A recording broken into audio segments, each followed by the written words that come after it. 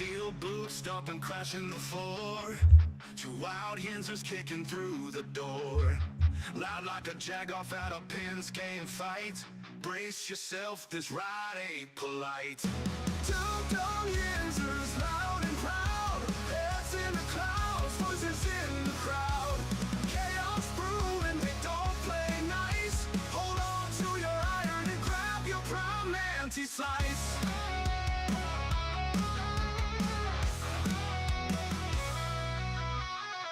Tales from the burg with a hint of mayhem. Pierogi powered, nothing can constrain them. Knocking back stories like an icy cold brew. You never know what these two might spew. Two dumb yinzers, loud and proud. Heads in the clouds, voices in the crowd. Chaos brewing, they don't play nice. Hold on to your iron and grab your prime anti-slice.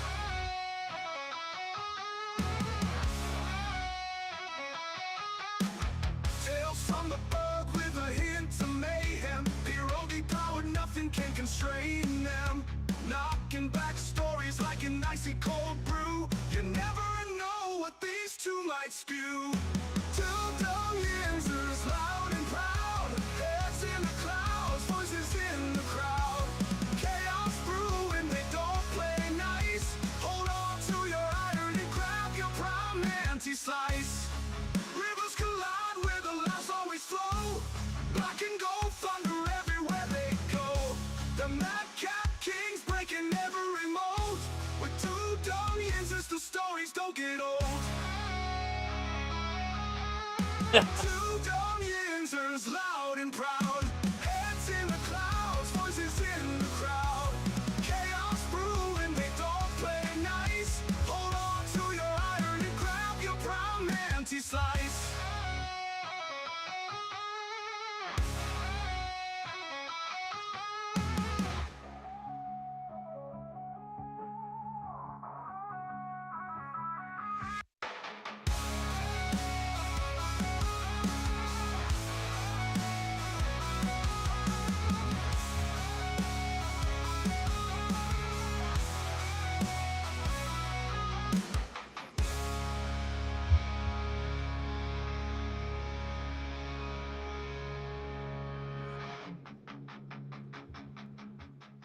Welcome back, everybody. Welcome back to the show. This is Monday, April 20th. It is 4:20. A lot of things going on this week. I do want to say good morning, everybody. Welcome back to the show. This is the Two Dumb Yinzers, episode 949.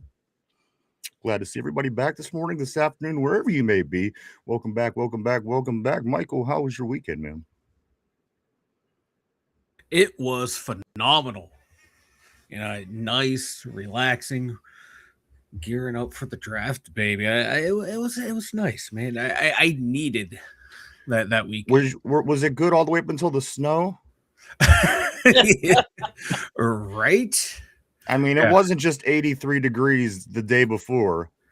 Yeah. And then snow. So there you go. But it was a nice, relaxing weekend for me. Oh, that's good. Derpy, how you doing, man? I'm great, Ryan. How are you, dude? Pretty good. Pretty good. It's the week of the draft. I can't be more excited. But as I did mention, guys, there's a lot going on. And not only was it a big weekend in Pittsburgh with our sports teams, we did talk about that last week as we were wrapping the week up. Heading into this week, obviously, with the big NFL draft coming here on Thursday.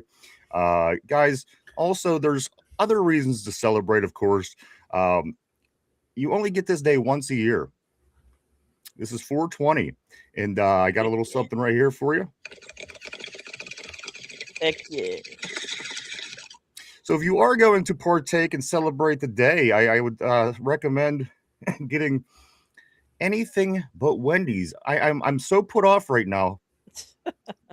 Listen, they changed the spicy chicken sandwich. They did. Now listen, if you know me, this has been my go-to food for 30 plus years. 30 plus years. I remember because I was in high school and we'd go to Wendy's and I would get that. They finally decided to change it in 2026. They changed the spicy chicken sandwich. They threw a bunch of bullshit pickles on it. It's just bullshit. It's a whole different breading now. It has been, in my opinion, the perfect food in my life and it ruins my 420 because I just found out yesterday that this happened just earlier this month. So I like I said, it's my go-to. I a lot of times would go to spicy chicken whenever I get hungry, I get in the mood for fast food, and today's 420, and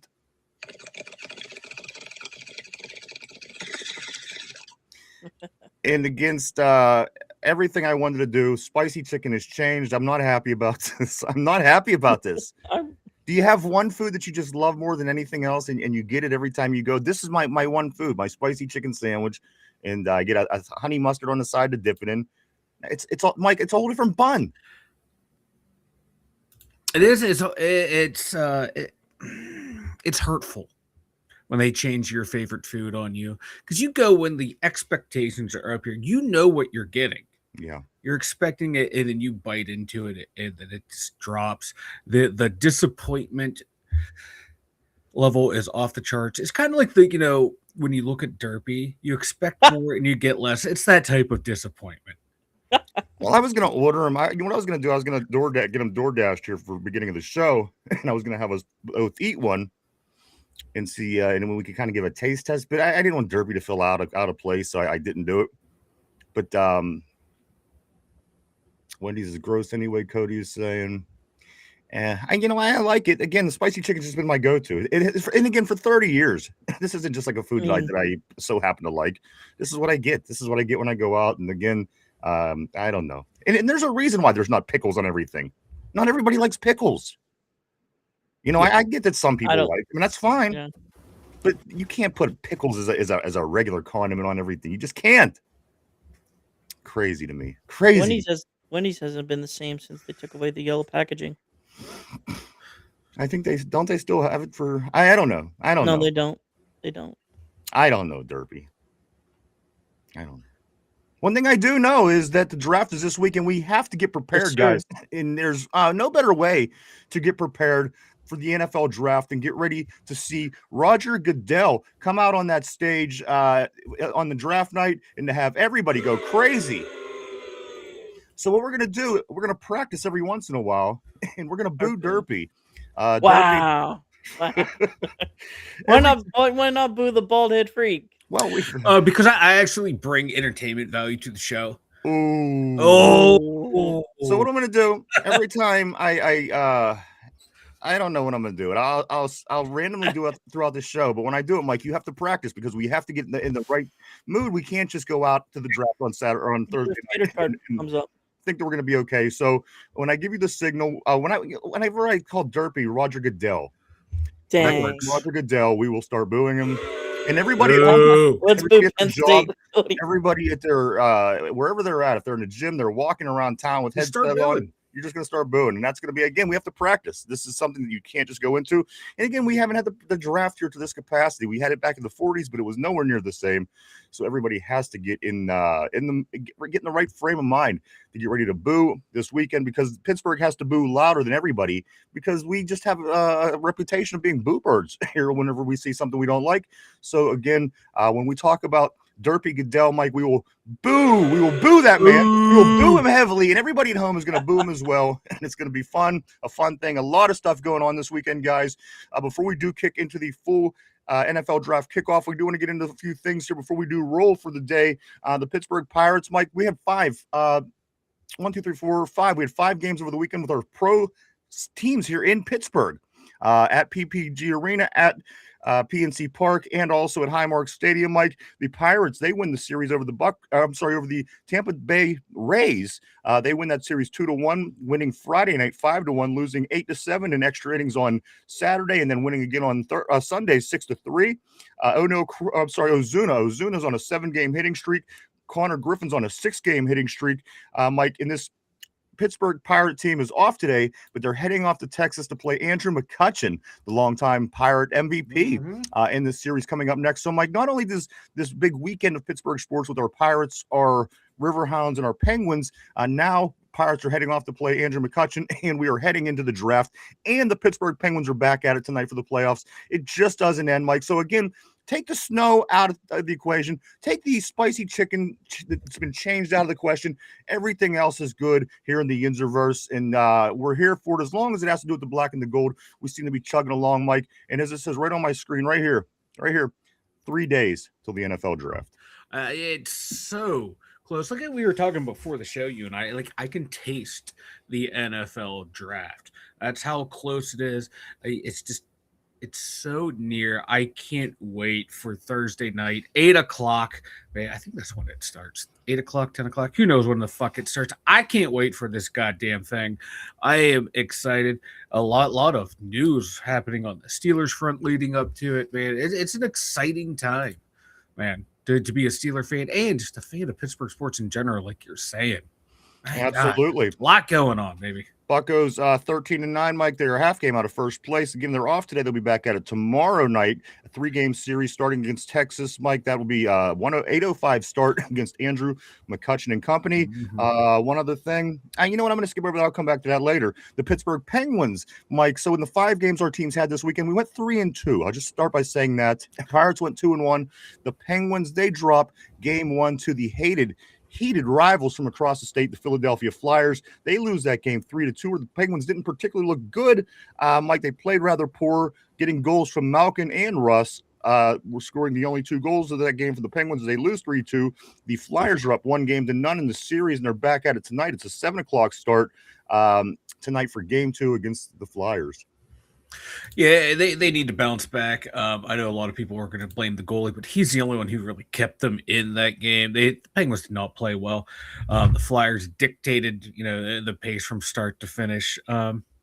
There's one team, one group that I have confidence that can bounce back. It is Crosby and his boys. They will figure it out. They've been the better team between the two all year. It's only a matter of time before they get this ship righted and ready to go. Well, Mike, one thing that I did learn, the Vegas odds makers had the Penguins 91% chance to miss the playoffs this year. Yes. So they've already overachieved in that sense. They're in the playoffs. They're in the first round. Our bet here is to get them out of the first round. But as I said, the odds makers, Mike, and again, they know a lot of shit. They get awfully close with a lot of their numbers. I'm just saying, they know a lot of their shit. They said 91% the Penguins would not advance to the postseason. They're in the postseason.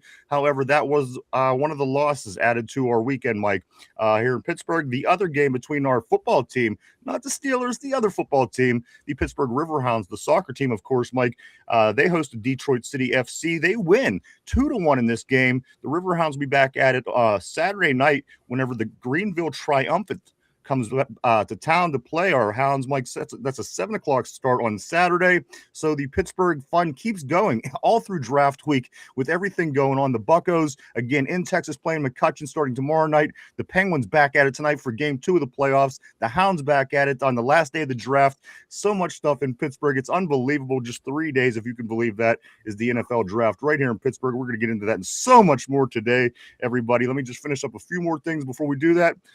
Mike, and if you did want to catch yourself, get a little head start into the football season, you can, of course, watch the UFL. The UFL played a gang of games over the week. Mike, we talked about Thursday's game on Friday, but Friday's night's game, the Columbus Aviators, they beat the Renegades, Mike, 28-14. That's the Columbus Aviators' first win of the year, and that drops the Renegades to 3-1. On Saturday night, your team, the DC Defenders, they beat the St. Louis Battlehawks. Sorry about that. Yeah. DC is now 3-1. St. Louis is 2-2.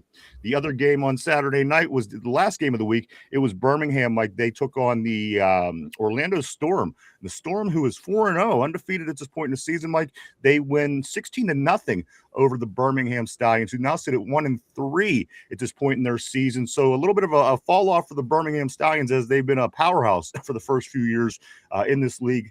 And back. So, Mike, that was the week 4 of the UFL. We get into week 5, which means that's the halfway point in that league, which means we're just this much closer to the NFL season. And we'll get into how close we are today. So much stuff to get into. It's truly unbelievable. Everything that's happening, everything that's going to happen.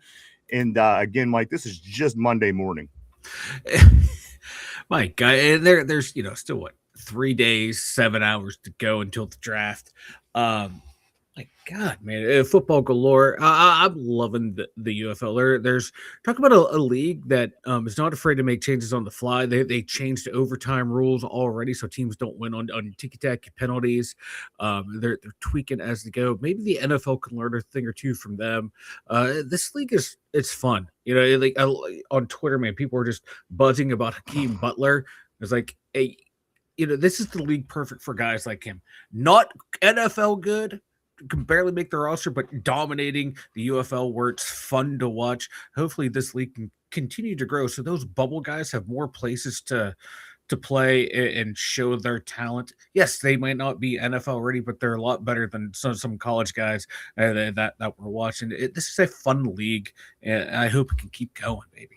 It gets you by. I mean, it gets me by. It That's gets you a good. little. Like I said, we're smack dab in the middle of off season, and if I could get a little bit of American football on my TV Yeah. at this time of year, I'm okay with that. Yeah. See the pads, see the helmets, see the guys out there hitting each other. So that works for me. One other thing I do want to go back on for our Buccos, Mike. They did come out with their new City Connect uniforms on Friday night. And I got to be honest with you, they're pretty badass. They go out and they get the win, Mike. That was the night also. AJ Burnett was in town. He threw out the first pitch. And then Saturday, of course, the Paul Skeens Cy Young bobblehead. So again, Pittsburgh is pretty pumped. It's pretty bumping right now as far as the sports. I couldn't be more excited for what's going on in Pittsburgh. Again, Pirates, the best division in baseball. If you can believe that, not one team in our division is under 500. Best division in baseball. You love to see it. And the Buccos are only a half game back. We got this, baby. More competitive than the entire AL. Absolutely. Everybody. Good morning, good afternoon, wherever you be. Welcome, everybody. I'm glad to see you today. We are just 3 days from the NFL draft. It is the countdown. It is on right now. We cannot wait. We cannot wait. Derpy working hard, trying to get things together. I know that he's struggling with me a little bit. He's trying to get his plans together, and I'm struggling with him because I'm trying to get my plans. But it's all coming together. We got a whole kind of things this week. RB, he'll be on this week. Derpy is going to be on a lot this week. Finch is back from Las Vegas. We're going to hear from him. Also, what we're also going to do, we do have to have our bet right here on the show to bet who is going to be the number 1 overall draft pick, guys. We'll get into that also. So I need you guys to think about that. And then we will also have Chop, RB, and Finch chime in on that and see who gets closest. We'll see if somebody can nail that first round pick, which might have got a little bit more complicated recently. We'll get into that here so soon. I don't know what this means for the draft, but we did get word on Broderick Jones that I find kind of interesting. We'll get into that and so much more today. Let's jump on the board and say what's up to everybody. Good 420. Terrible board. Glad to see everybody today. 420, guys. 420. Oh yeah, baby. I'll be celebrating early or later in the day. I won't be celebrating with my Wendy's. I know that, but I know. I have confidence that you will find something to replace the Wendy's. Here's the thing. The universe works in mysterious ways. And as I said, the spicy chicken has been my go-to for 30 years easy. So now McDonald's has a spicy chicken snack wrap, which I absolutely love. And I've been getting it a lot. Yeah. So it's kind of like I've been cheating on my spicy chicken. And then all of a sudden, they changed the spicy chicken recipe. Did they know? Did they know you were stepping at? The universe works in fucked up ways, man. They do, man. I think they knew. And this is your punishment. Welcome back, everybody. Glad to see you today. This is again the Two Dumb Yins. This is episode 949, just 51 short episodes away from the big 1000 coming up this July, which is the 5-year anniversary of the show. So much going on. Let's get to the terrible board today. Good afternoon, good morning, wherever you're coming in from. Welcome to the show. Cody, my man, says this. He says, that short crash, my phone again. Somber, my man, always great seeing Somber in the house. What's up, brother? Tortilla Jackson, all the way from Sacramento, California, says this. He says, my name is Art Rooney. Welcome to Jackass. I think we'll get a little bit into that. Get a little bit into that here shortly. A whole lot to get into. Keep them coming, though, today. Again, guys, It's just as exciting as game week. Big changes, and again, this time next week, Mike, we will have all of our picks. We will have all of our players. We will have Yes. everything that we need to go into summer and start getting ready to prepare. We have additional minis, bonus mini camps we're in now. We got all kind of things, rookie camps, OTAs. Everything coming down the pipe. So this is it, Mike. We talked about coming into the offseason. We talked about building that coaching staff. We did it. We talked about free agency. We did it. We talked about the draft. We're about to do it. So this time next week, Monday morning next week, we are going to have a team put together, getting ready to head into camp. Probably about 100 bodies, give or take, heading into camp. You cut it down to 53, and this is where we be. So, next week we're going to have an idea of what it is that's going on. Plus, also with some of the latest news, Mike, that we did get about the Pittsburgh Steelers, that's going to kind of direct that idea a little bit more. So just hang in tight today, guys. We have a lot to get into as we are covering the NFL draft right here in Pittsburgh, Pennsylvania. Guys, it's unbelievably exciting. It really is. I'm like, a lot of the people that are out of town, you can hear it in their voices and see it in their words when they write how excited they are. And it just makes you feel realize how lucky we are to be here in the middle of it. We complain, the traffic, the pay. But at the end of the day, this is really cool. I was reading this morning. I just seen the headline. I don't even know the article. It said 1% is for the NFL, the draft. 99% is about selling Pittsburgh. And you know what? Our city deserves it, Mike. We do have a beautiful city, and I hope everybody can enjoy it, and hope nothing terrible happens because people, Yeah, because people are idiots, but my God, yeah, like Pittsburgh is just a beautiful city. It's a hidden gem. It has everything, like major big cities have, but it also has a lot of stuff like those smaller cities that people love to go see have. The only thing, my only big complaint about Pittsburgh is our roads to navigate around them. But once you figure that, well, they're shit out, shutting down the next wave today. I know there's going to be nowhere to walk or drive, but my God, get out. If you're coming in, get out and explore the city. There's a lot of fun stuff to do. Talk to the locals. You might not understand them, but they will get you to where you need to They'll go. be the nicest people you ever met. Nicest people you ever met. They might call you a jagoff 4 or 5 times, but they Yeah. will help you out, and they will show you some of the when they coolest call you a places you've ever jagoff, seen. just start counting their teeth individually. By the time you're done, they'll be done. I promise you. They'll be done. And, hey, man, I've gotten lost numerous times in Pittsburgh, and one of the times I got lost, they gave me directions. They ran into their house, came out with a bag of fresh onions that they just pulled out of their garden. So you never know. You never know what you might get from a Yinzer. Just enjoy the town. If you're here, you're gonna have a great time, and they will make sure you have a damn good time. I remember Unless you're an AFC North team. Well, that's different. That goes without saying. Even the bums, Mike, even the bums are giving the homeless here in Pittsburgh. I have a real quick story. I don't want to waste everybody's time today. We have a lot to get into, but I was 19 years old, and just got my license a couple years prior, and we decided to take that first drive downtown to go to a Pirate game back at the old Three River Stadium. And we got downtown, and me and 2 buddies, we got out of the car and we started walking. And this homeless fella was like, "Hey, do you have whatever?" And we were like, "No, as you normally would." And you continue on. So me and my buddy were talking, and we were like, "Where's Jay?" We turned back, and he's about 25 feet behind us, walking with the bum. The bum has his arm around Jay's shoulder, and he's handing him an apple. This bum was trying to give my buddy an apple. Again, I don't know what the trade-off was, but I was like, "Bro, come on, dude." And he separated himself. But again, something I'll never forget, just seeing this homeless guy trying to give my friend an apple. But there you go. People in Pittsburgh couldn't be nicer. And again, I think you will enjoy the folks of Pittsburgh if you give them a chance, guys. A lot of people going to be in town, like expecting up to 750,000 people. And again, Derpy is going to be smack dab in the middle of it, live. We're going to have so many things. And again, we're still working on it. I know that Chop's going to be there all 3 days. He's a brave soul. You know what? I like it. Yeah, that's dedication. That's beast mode right there. I know that Derpy's working his way down. We're trying to figure out what we're doing, Mike. We are going to be running a live stream. I know that you're going to be on that due to your work schedule. Yeah. You will be on the live stream right here on Thursday night. I know Derpy's going to be down there. And I know that Finch is back in town. I know he previously said he's going to be down there, so I'm still trying to find out what's up with him. I think RB is also going to be involved to some degree with some streaming due to his schedule, guys. But again, the draft just 3 days away, if you can believe that, right here, Pittsburgh, Pennsylvania. Let's do get back on the board. I don't want to leave anybody out today or this week or ever, but let's do get back on the board. Somber says this. Holy shit, the Derpster is phasing in and out of reality again. And I was watching his little nerd show last night, and one of the guys even made the comment, they're like, Derpy, why? I think it was even RB. It was RB.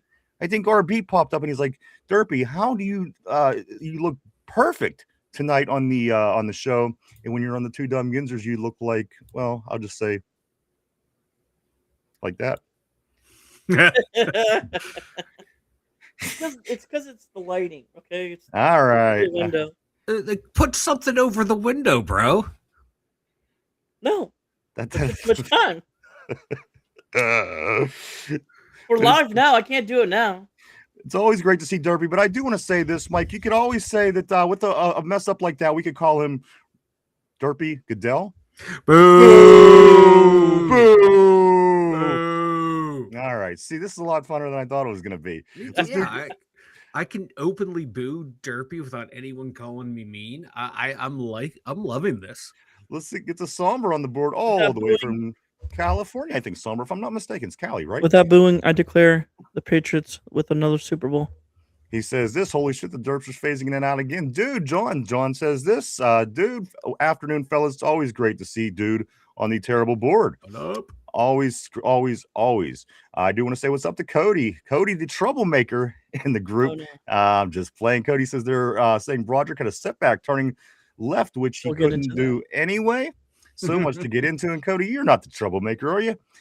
You are on every one of Mike's lists, though. He is on the enemy list. I don't know if there's a correlation to this or what, but that I do know. Let's go right here to Cody says this. No, Cody's not a troublemaker. Let's go to his next message. Show us your knockers, Derpy. Derpy. Thunder. I gotta be honest with you. You're not taking enough advantage of taking that shirt off. If I were you, I'd be trying to make a killing with them breasts. I may do it at the draft. All right. Hey, tune in. You don't want to miss this stream. You do not want to miss this stream. Derpy's breasts in front of 800,000 people, guys. That's all I got to say. That's going to be great. Let's go to Somber. Somber says Broderick should practice NASCAR with the turning left. Tortilla, my man, all the way from Sacramento, California. It's great seeing Tortilla in the house. Tortilla says this, guys, like in Star Trek, Derpy and her guys. Derpy. Let's see what else we got going on. Also, Mike does have the link here if you want to switch back and forth between the two formats. Of course, one's vertical, one is horizontal, whichever you prefer. The vertical is growing on me, Mike, like a mold. It is. You know, I hated it at first, but I'm getting used to it, and I'm okay with it now. Hey, you know what? I'm doing what I can. You know, it's driving traffic to the channel. It's helping us at. Do it better. May drive you crazy. There's something you gotta learn to love it. Let's go right here to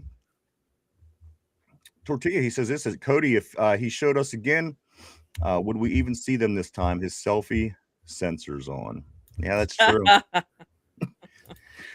Somebody even made the point last night on his nerd show that he was an AI. I seen somebody say that. They said, I think the guy on the top right's an AI. It was It was a Steelers fan as well. So there you go. He's not AI. I could vouch for that. We kind of wish he was, but program it a little bit better. Cody says Wendy's is gross anyway. Tortilla says it's In and Out for me, and they are good about keeping it simple and staying true to what they do best. In and Out is always a good option. Tortilla loves the In and Out all the way out in Cali. Steeler Free John, what's up, Big John Stud? Middle name Mud in the house. He says Derpy can take the Beck blind fast food test and max it. Somber says I love Wendy's fries. Yeah, man. I tell you what, Mike, I'm glad it's 420. Word, brother. Word. Food just tastes better on 420. I don't know why. Got the munchies. It just does. Cody, it's my preemptive munchies. Cody says this Wendy's is the only place to figure out how to put 400 calories in a sandwich.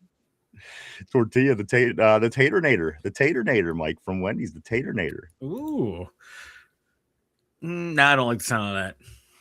Let's go right here to Somber with a little, yeah, for sure on that, bro. Cody says, let's boo Penn State, Mike. Let's boo Penn State. Boo! Boo! Boo! Mm. Let's go right here. John says, this Ryan's ma has learned how to make the Wendy's old school chicken now sandwich. Now I wish she would. I wish she would. I cannot believe they changed that. I cannot believe. Listen, if something's the same for 30 years at least, that means there's nothing wrong with it. Yeah. Right. That means it's done well. F off with your pickles. I don't get it. Let's go right here. Cody. Cody says this. Boo Aller sucks. Get him some wham burgers and some French fries. So Drew Aller, Mike. Boo! We Knowing all, the Steelers, that's Boo that man. We all know Mendoza has been my guy for years. As a Mm. big time Indiana Hoosier fan. Let's go right here to John. The Steeler Freaky says KFC bucket for $10 tomorrow. Derpy, I did. I heeded the word and I looked into it over the weekend. It's all the dark meat though. I like the breasts and the thighs. But again, $10 for a bucket of chicken. It's something to keep in mind, guys. That is Tuesday. And John, I again took your word over the weekend. I looked at it, and I think I'm going to do it. that sounds So tempting. that's tomorrow. Let's get right here to Corey. Corey Beavers over and Don't Drink That right here on YouTube. He says, "Heyo, just popping in to say, hey, let's go Steelers. I'm finishing up editing right now. Hopefully, I can pop back and afterward, let's build up our trenches and get that wide receiver, baby." That's right, Corey. And I do want to say this about Corey. Corey has a pretty cool podcast right here on YouTube, guys. If you are into conspiracy theories, maybe aliens, what the government's doing behind closed doors, go check out Corey right here on YouTube, guys. The show is called Don't Drink That. It's a conspiracy theory podcast that has plenty of material in so many different it goes in so many different ways. So if you're in that kind of thing like I am, go check out Corey right here on YouTube at Don't Drink That. Let's go to LBCQ.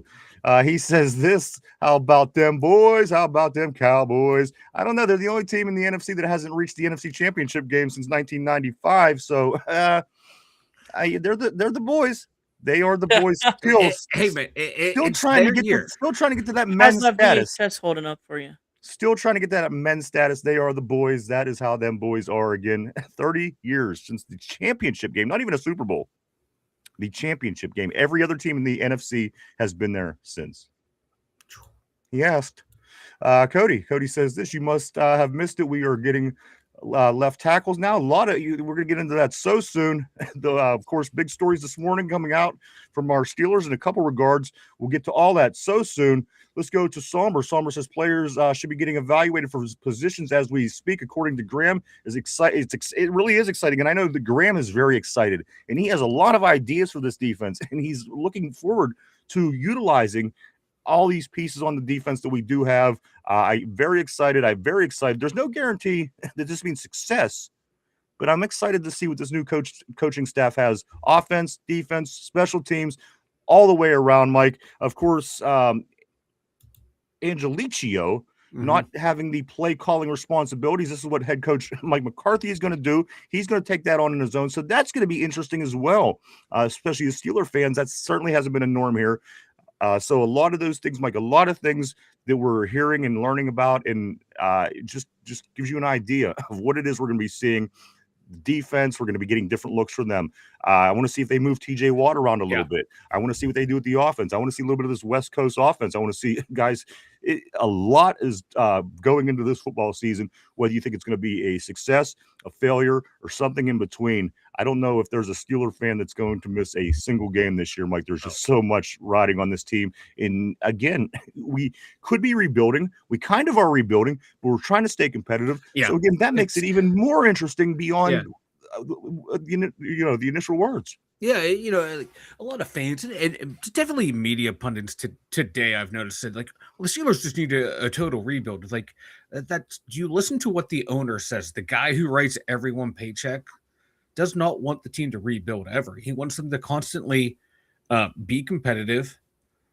And hey, if we happen to land a stud quarterback that helps us get us to a Super Bowl, that's better. That's awesome. But he never wants to lose, never wants to be uncompetitive. So the Steelers constantly have to have a healthy mix of veterans and young guys. And this is why the moves that we're making, or this is why we're making the moves that we have made. This is why we're drafting the way we draft. And this is why we're kind of waiting to see what Aaron Rodgers wants to do. It's because, hey, we want to be competitive. And if not, okay, how can we be competitive with a young guy? By building trenches and going out and trading or signing for veteran wide receivers and running backs. And this is what we're doing, trying to be that mix of old and young players on the team and just remain competitive and hopefully luck into stuff. Not how I would do it, but that's how the owner wants to do it. And guess what? That's what the coaches and GM have to deal with. And there's going to be interesting to find how this coaching staff works under those parameters. We know how the old coaching staff did it by being conservative. Now, what's the new coaching staff going to do now? Are they going to be less conservative? Or are they being conservative in areas we weren't before, but more aggressive in others? It's an exciting time to be a Steeler fan. Absolutely. I'm all for whatever they do. Listen, whatever they want to do, I have no bearing on. But at the end of the day, I'm sure I'll be complaining about it if it goes against exactly. I hate everything. No, I'm not queuing that up just because you did that. You know what? I can't. Like, that was draft day. That was a draft day sound drop. So again, draft day sound drop for Derek Harmon. Derpy despises Derek Harmon. He thinks he's the worst player on the roster. We should have never drafted him. Derpy, the known Derek Harmon hater. Derpy. I do believe that. Let's get back on the board right here where Tortilla Jackson says this. What are the chances we make a move round 2 for a tackle? You know what? I'm not even sure that we're not going to make a move for round 1 and for a tackle. But again, we'll get into that so soon. I'm all for getting round 1, but just thinking different options again, which this morning made that a lot more interesting. We'll just say that. Let's go right here to Cody. Cody says the Browns should be a UFL team. Maybe they would win a game or two. You're being awfully generous. Ty, what's up, Tyrone? He says JPJ is the GOAT, but everybody knows that that's not true. Mike, why? Because Tyrone's the GOAT. Tyrone's the GOAT, baby. What's up? Always great seeing Ty in the house on the terrible board, my man. Hope you had a great weekend. Hope you're ready for the big NFL draft right here in Pittsburgh, PA. Don't drink that. Corey says Derpy screen looks like thing from the Addams family. Let's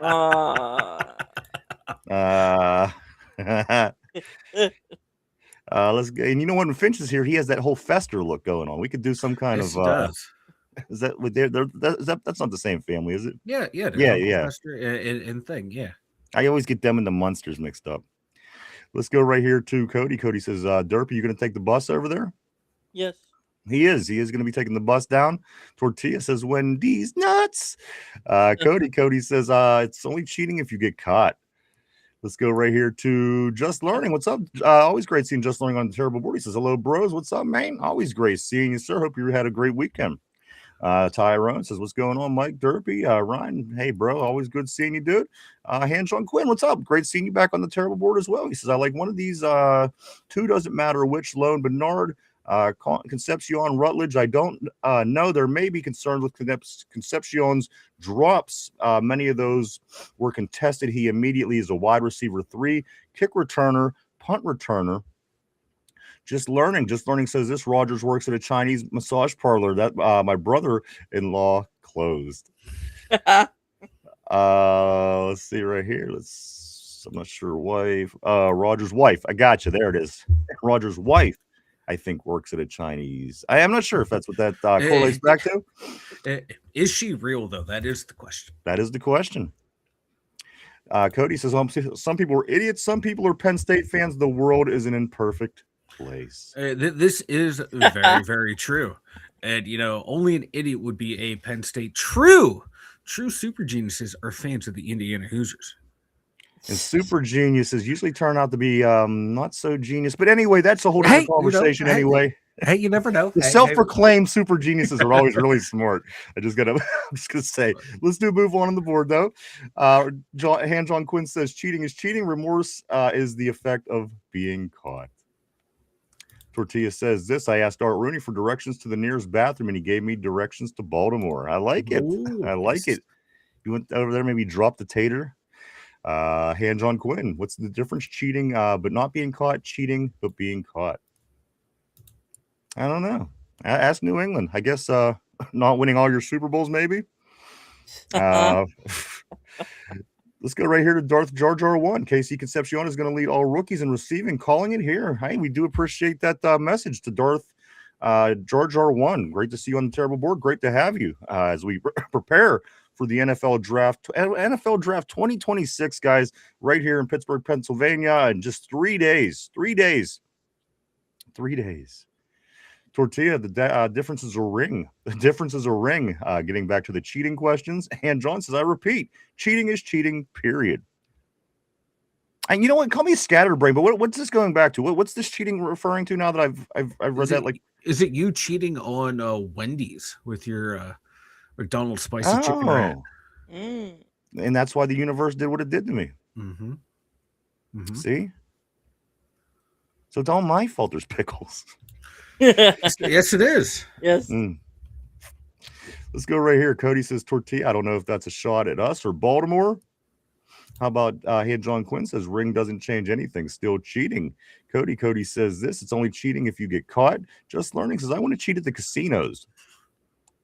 I was watching something the other night where it literally showed like how these card counters, yep. You know, in the machines, they're constantly watching cards and counting cards. How could you expect to be getting free? It just didn't seem right to me that the machines and all that, they have too much. They have too much.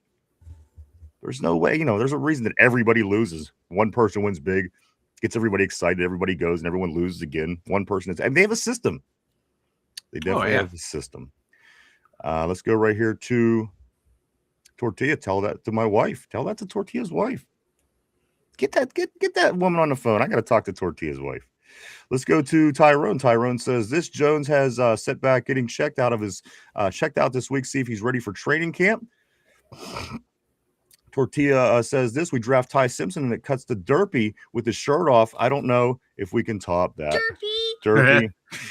Of course, the biggest moment of the 2025 calendar year here on the show was the Derpy deer in the headlights look with no shirt. Big surprise for everybody. I'll do it again.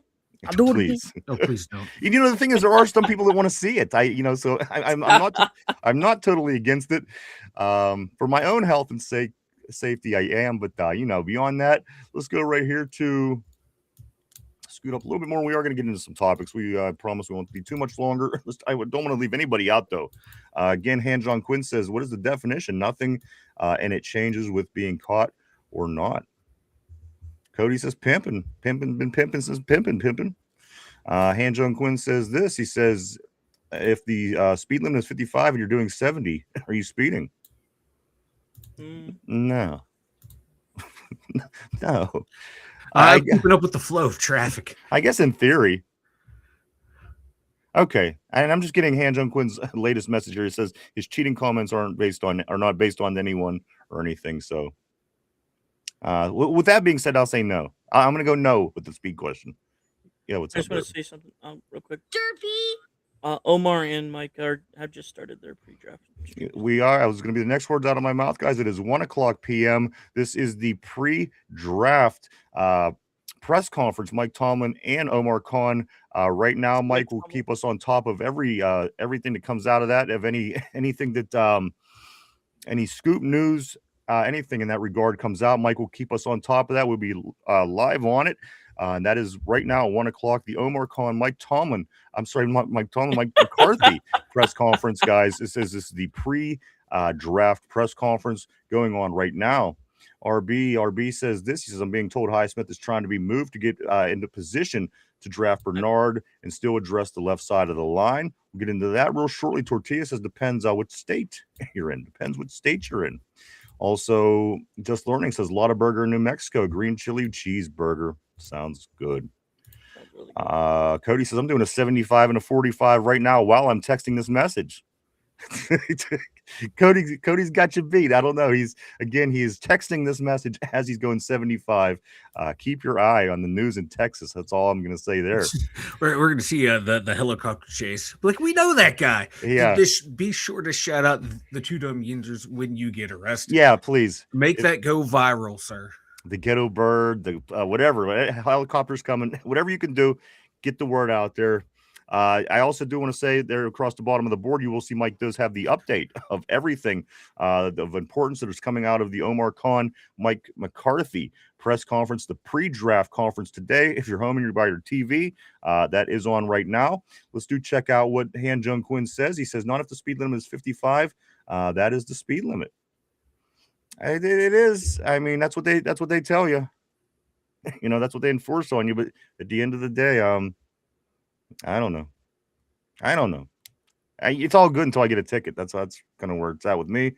Let's go right here. I'm sorry. Imagine being so pathetic that you watch grown men play with balls like 5-year-olds. You mean just like the rest of the people in the multi-billion-dollar industry in every sport all around the world? Right. Yeah, you're pretty much the one that's retarded, and I guess you just don't get it. But yeah, I'm sorry, 18K. We are literally the only people that watch grown men play with balls, and you're retarded. And one of the dopier messages I've seen. Soccer, one of the biggest, most popular sports in the world. Cricket, billions of people watch cricket. Hundreds of millions of people watch the NFL, NBA, hockey, basketball. All is hugely popular in Europe. Baseball, hugely popular in Southeast Asia. I don't want to give this guy anymore. Get the hell out of here. He gets the point. I'm just saying he's retarded. And if he's not retarded, I challenge to come on and talk with us. That's all. Let's go to Aaron Jade. Aaron Jade says, "Here we go, Steelers with the Rockets." You know, that's my favorite message, guys. Kicking off this Monday with an Aaron Jade. Here we go, Steelers and the Rockets. Mike, I'm ready to roll.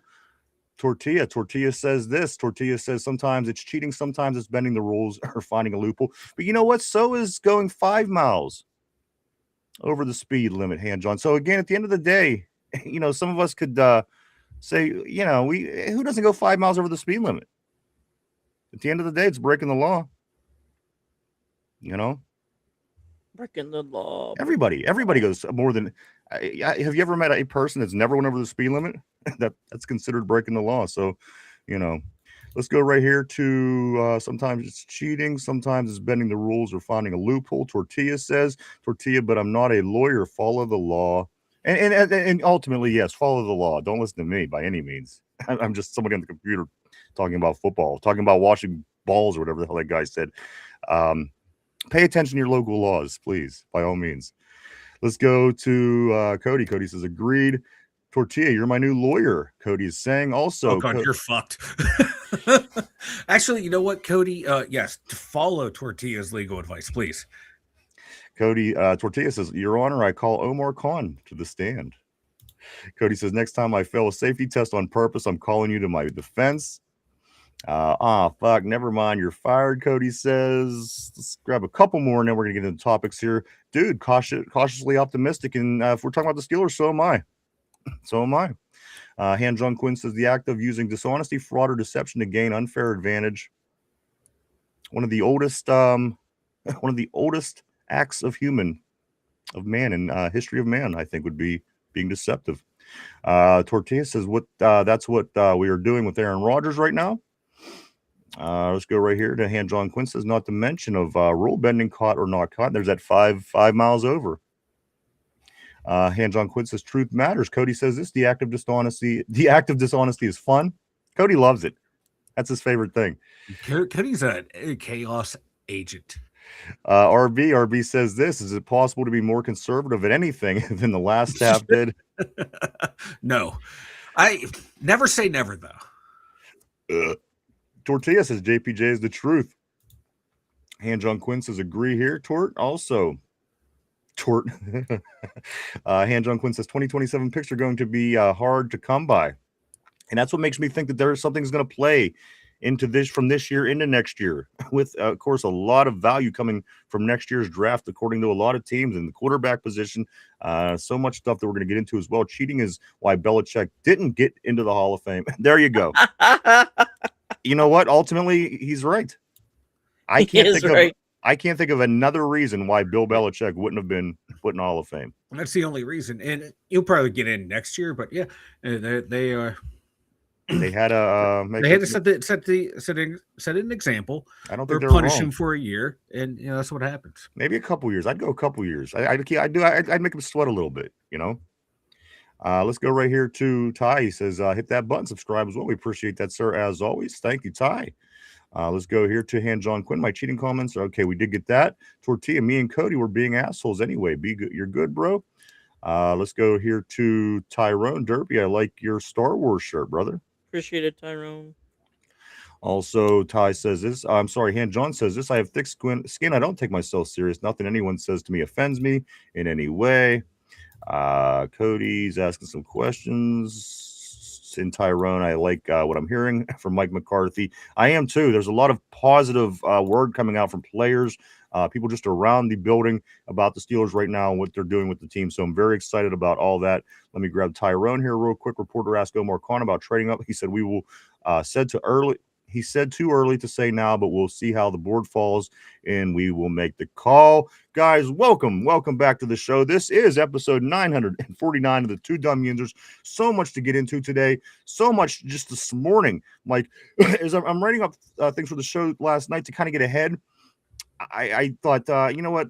I bet you something happens in the morning, and sure enough, we get a couple stories this morning. It could have been as late as the last night, but they were bleeding over into the morning.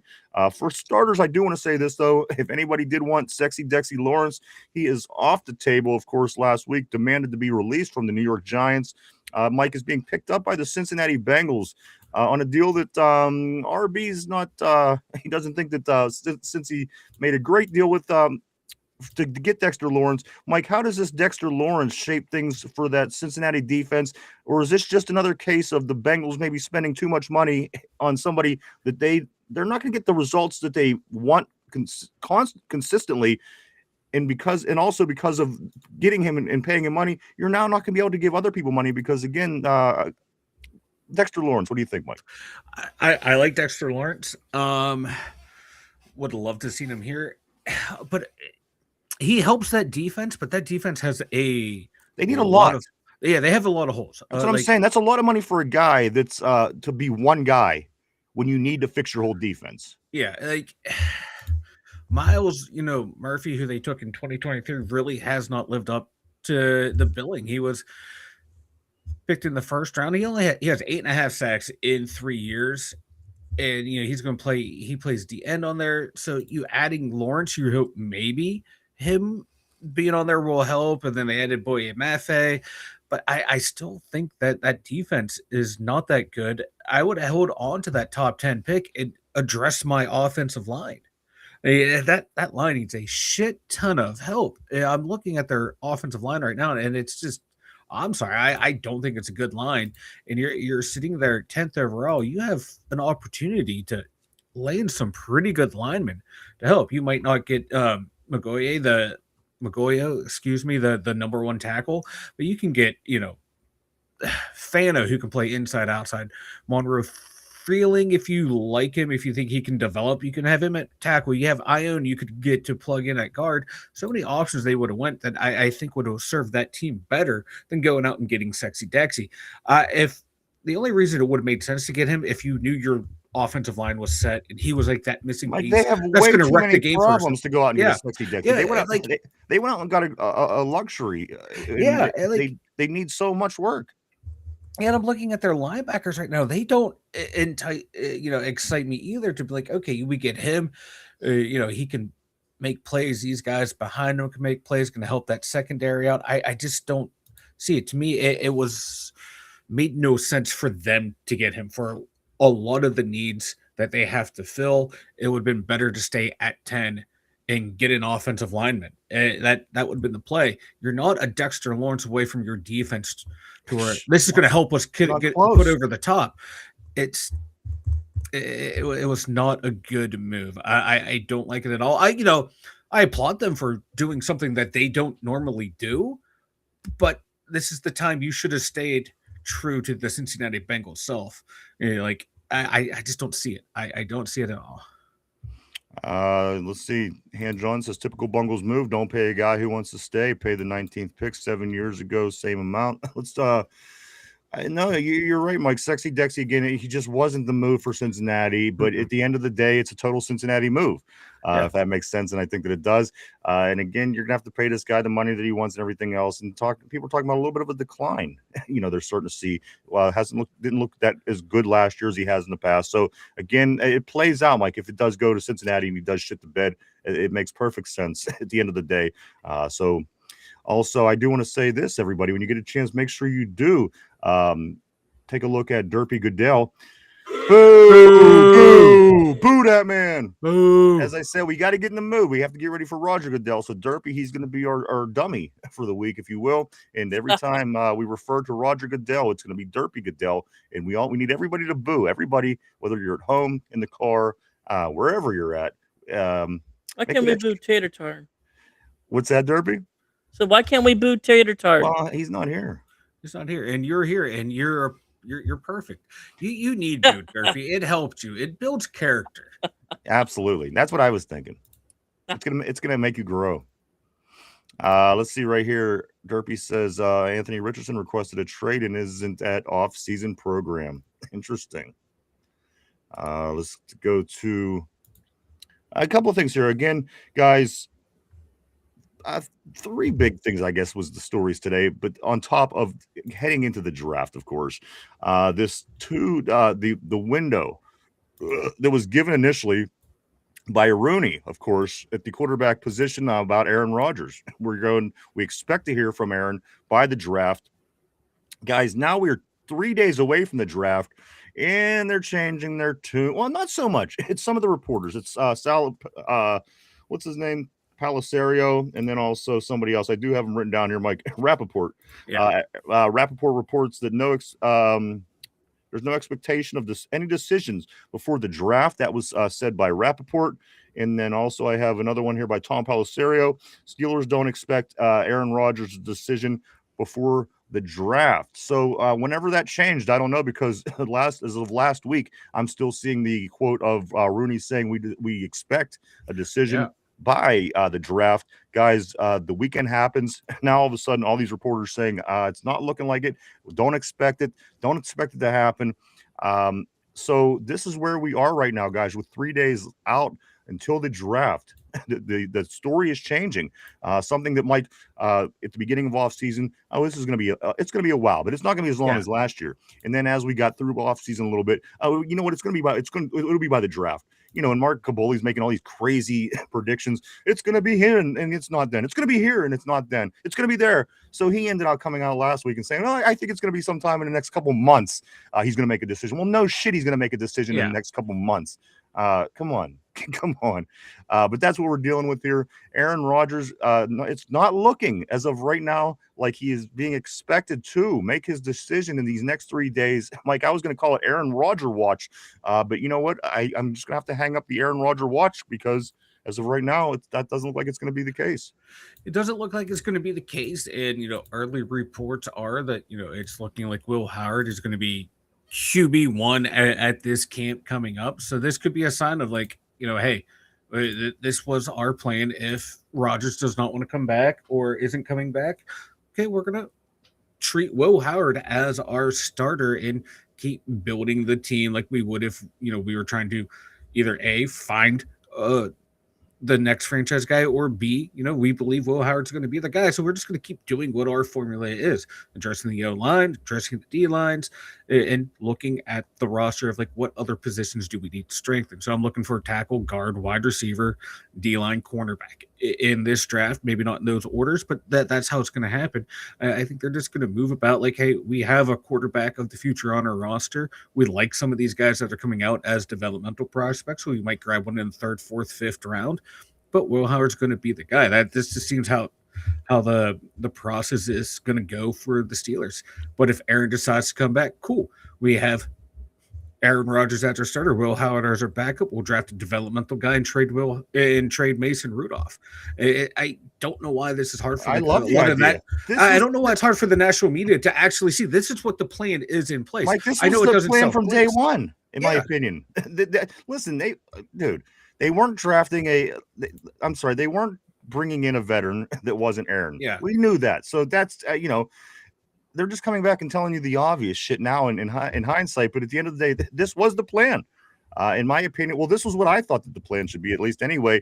Like, let me give you in Derpy, let me give you this list right here. This was Luke Christensen. He has this list of the worst quarterback rooms in the NFL. Let me read you this list, and then I'll give you my opinion on what I make of this list, guys. Number 10, going from bottom to top. Number 10, the Vikings. The Vikings, of course, after losing Sam Darnold, easily have a pretty bad quarterback room. Like, they are number 10. Number 9, the Saints. Shuck last year looked good and helped the team along a little bit, but as of the 32 teams, they, according to this list, fall 9. Like the next team, number 8, the Panthers. The Panthers quarterback room. I guess Bryce could be a spark, a ray of hope, but at the end of the day, quarterback room not too tight. Mike, of course, number 7 is the Miami Dolphins after losing Tua, trying to figure out what they're doing down there. Pieces coming, pieces going. We'll see. Number 6. The Tennessee Titans. The Tennessee Titans, of course, they do have their quarterback issues. Number 6 on the list is the Titans. Number 5 on this list of the worst quarterback rooms in the NFL, the Atlanta Falcons. The Atlanta Falcons, boy, they just can't get it together at the quarterback position. They're trying. They draft players. They whatever the deal is, they cannot get it together, Mike. In Atlanta, they drafted a guy. I don't know what happened, but I just know that it's not good down there. Number four, the team that's expected to take Ty Simpson, Mike, now a lot of people speculating, is the Arizona Cardinals. The Arizona Cardinals, Mike, they are believed to have the 4th worst quarterback room in the NFL. Number 3, the New York Jets. I don't know if anybody could disagree with that, Mike. The New York Jets generally have bad everything. Yeah, that's an understatement. Number 2, the second worst from the top. The second worst is the Cleveland Browns. The Cleveland Browns with their disaster of a quarterback room.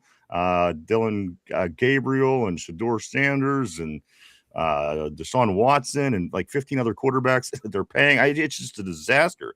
However, one team has a worse quarterback room than the Browns and everybody else, Mike. The Pittsburgh Steelers is who this list is saying has the worst quarterback room in the league. And I want to make a point before I do pass this off. Let me see.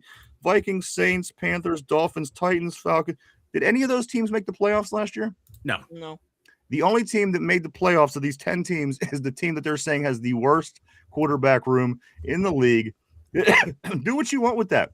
At the end of the day, it's jealousy because of a 42-year-old man was able to come here and advance this team to the playoffs. And then no argument will say, we didn't win in the playoffs. Well, again, he's a 42-year-old quarterback. Your team didn't get in with your guy. But anyway, that's beside the point.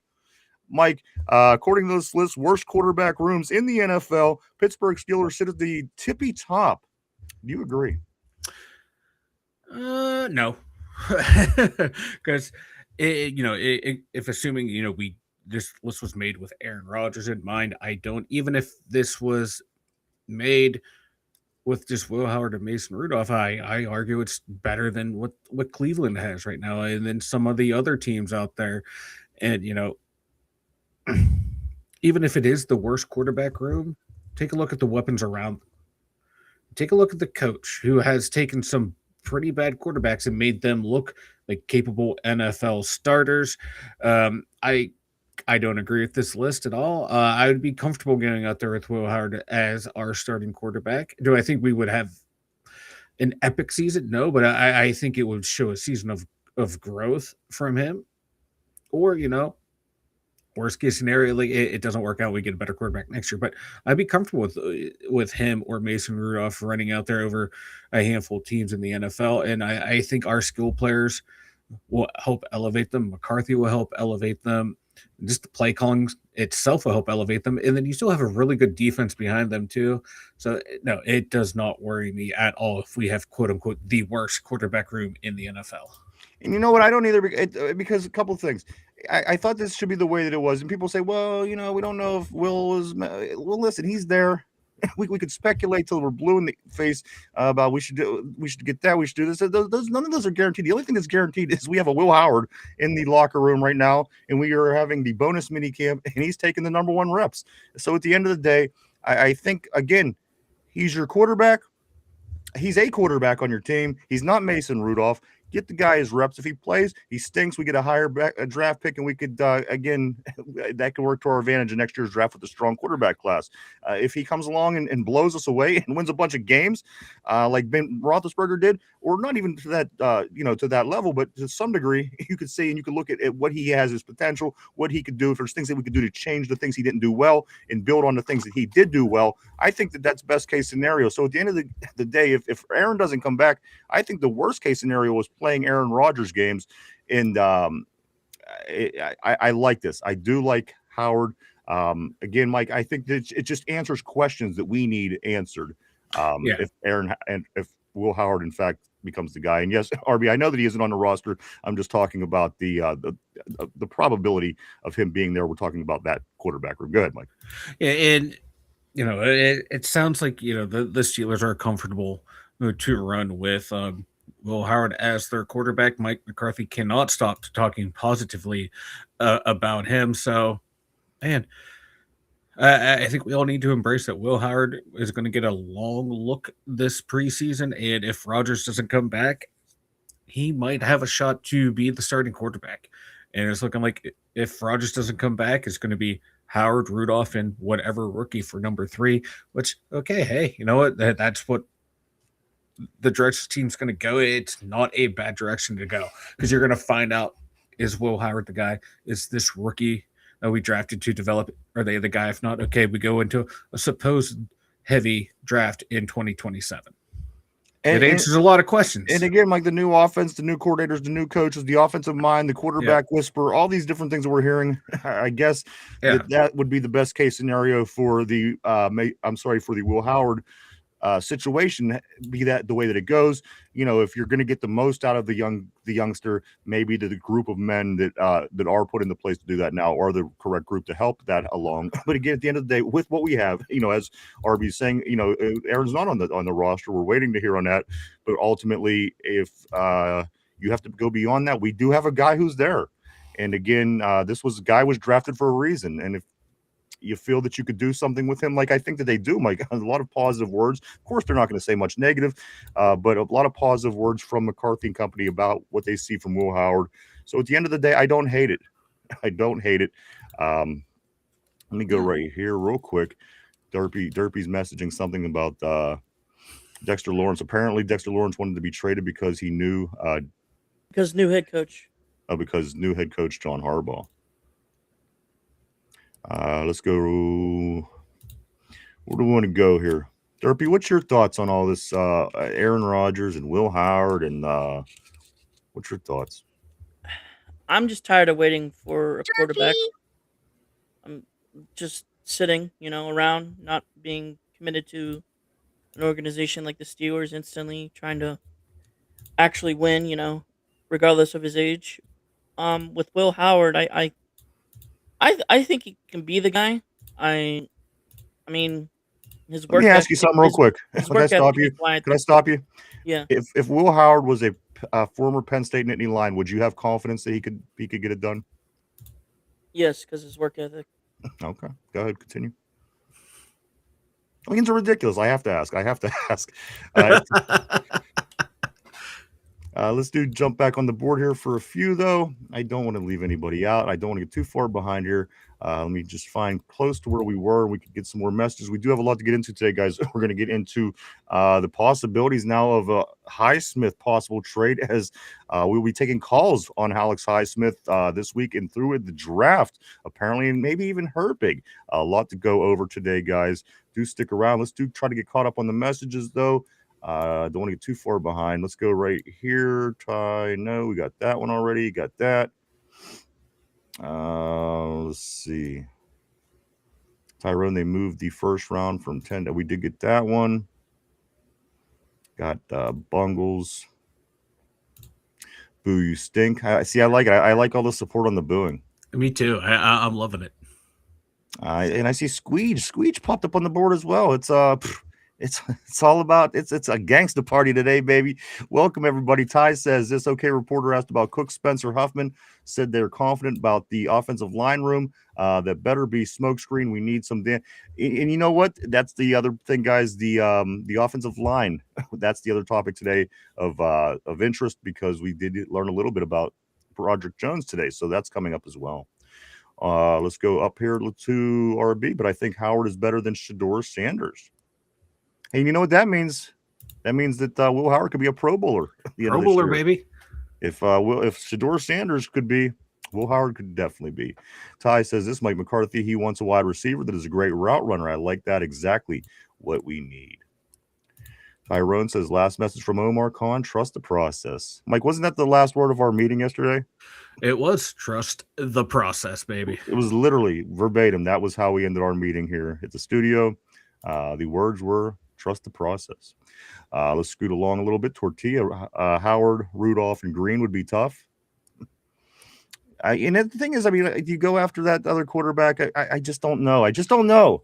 There's a lot that goes into this. And again, I hope that the Steeler personnel know what the hell's going on with Aaron to make it more educated pick, I think.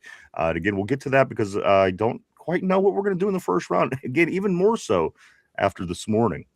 Let's go to Jamal. What's up, brother? Always great seeing Jamal on the board. Gang, mother FO. He says, what it do, fam?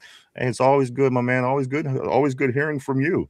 I know that Jamal is ready for the draft down in Texas. Mark Malone. Man, all the greats are coming out today. Mark Malone, I'm getting a strong sense that Beck is the guy. Oh, it's the same way that you would get the strong sense that he was staring at you if he was across the room. You get a sense, but you just wouldn't know for sure. There you go. Oh, my Lord. There's face of a franchise right Yes, there, he if is. I've ever seen one. For sure. He's going to be somebody's quarterback, if you can believe that. Let's go right here. What's up, gang? That's Ty. Let's go here. Ty says, Mark, I just knew you was going to say that. Shaking my head. We don't want Sloth Boy. Aller, probably the guy. Being realistic, I hope that that's not the case either. Mark Malone says, I don't know, Tyrone, if that elbow checked out. Let's go here to Squeege. My man Squeege on the terrible board. Always great seeing you. He says the AFC North continues to stockpile S-tier talent. Let's go here to Ty. Ty says this. Yep. If one getting traded has to be high, it has to. I agree. You can't trade the younger guy. It's just stupid. Unless Alex Highsmith was Greg Lloyd, it's illogical to trade. I wish it was TJ because of his stupid contract, but hey, that's just me. I know. You're not wrong, Derpy. You're I not know. wrong. That would be the way to do it, but when your owner wants him to be a one helmet guy, your GM and coach, their hands are tied. You know, like they can, right? You know, say, hey, this is gonna. I guarantee this conversation is gonna end up with saying Franco Harris ended up with Seattle Seahawks. Go ahead, Mike. Hey, Franco Harris ended up with Seattle Seahawks. But you know, it's the truth. Like you can't be afraid to move on from guys that were legends for your team. Like this is what like bad teams do. They hold on to guys too long, hoping that they'll continue to keep playing the way they are, especially when there's signs of regression. I'd rather move on a year or two early than hold on to a guy 2 or 3 years past their prime and miss out on young talent. And that's what's going to happen here. We could potentially, miss out on re-signing Nick Herbig because of the contract of TJ Watt. Because you potentially, with that Watt contract, you got Herbig money in there, and you have Joey Porter Jr. money in there, and you probably even have Mount Washington money all in that one contract, and you're kind of screwed because of that massive deal. RB says this. He says, of course, our RB right here from the show. He says, and will be with us this week. I think tomorrow he'll be in. Also, Thursday, Friday's going to be in quite often this week. Our draft expert on the show, RB, says it's not a smokescreen, it's lip service. You can't come out and say we need O-line, not be in position to get any, and come back and tell the guys you admitted you needed to upgrade your own guy. RB says this. Beck looks like Derpy on Ozempic. Derpy! Hold on. Let's pull this back up. Tortilla has the best one though. No. We're not blowing by this. Tortilla Yes. has the best one. Yeah, Look at this looks like a sunken face Derpy. You're not wrong. You do kind of, yeah. He's got like the boyish, he looks like a New York Jet. He's got the youth look to him. You give Derpy the cock eye. Whoa! Put a cock on Derpy's eye. Let's Hey, go man, here. Go for it, brother. Han John says we are not trading TJ Highsmith or Herbig. Somebody's Any gotta go. discussion. See, I mean, the thing at the end of the day, Han John, what do you do? You for one can't afford to keep all three guys, Right? because Herbig is going to get a contract, and Highsmith makes decent money, and TJ Watt makes quarterback one money. So at the end of the day, something eventually has to give. So if it would happen in this draft, maybe to help us benefit the team in a way to get the quarterback that we need next year or something in this year's draft. I know Dallas is very interested in putting their hands on anybody that has any sort of name in this league that's on defense. They've been all over talking about wanting Alex Highsmith all along. Dallas is ahead of us in the draft. I think they got 2 first-round drafts or 2-round picks. So, again, it wouldn't surprise me if Dallas would work with us somewhere to get that guy, Mike. They wanted Patrick Queen. They wanted Highsmith. Take our defensive roster and just and throw it out there. That's what Dallas wanted at the end of the day, because our defense was so good last year. If you're trying to stop anybody from having a 250-yard game, I wouldn't go from anybody from this defense.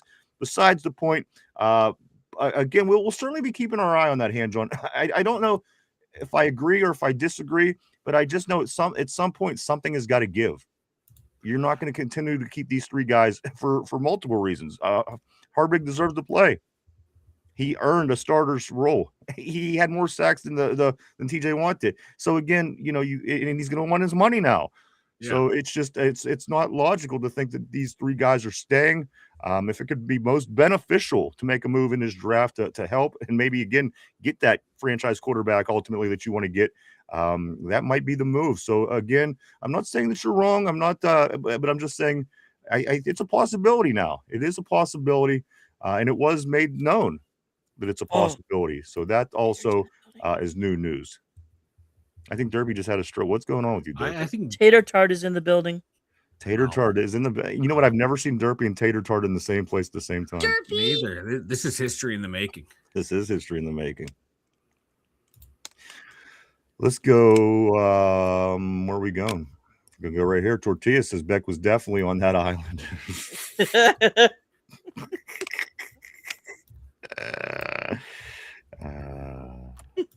Ty says, I see Highsmith about to get traded for 27. That's what I'm saying. I want this year pick, but I want it to help us next year. We got to get that franchise QB.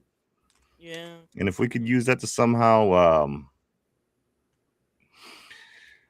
let's hold on. Not quite, Darth. I'll get to you in just a second on that. Let's go. RB says Joey Porter ended up a Dolphin and he did more than Twat did.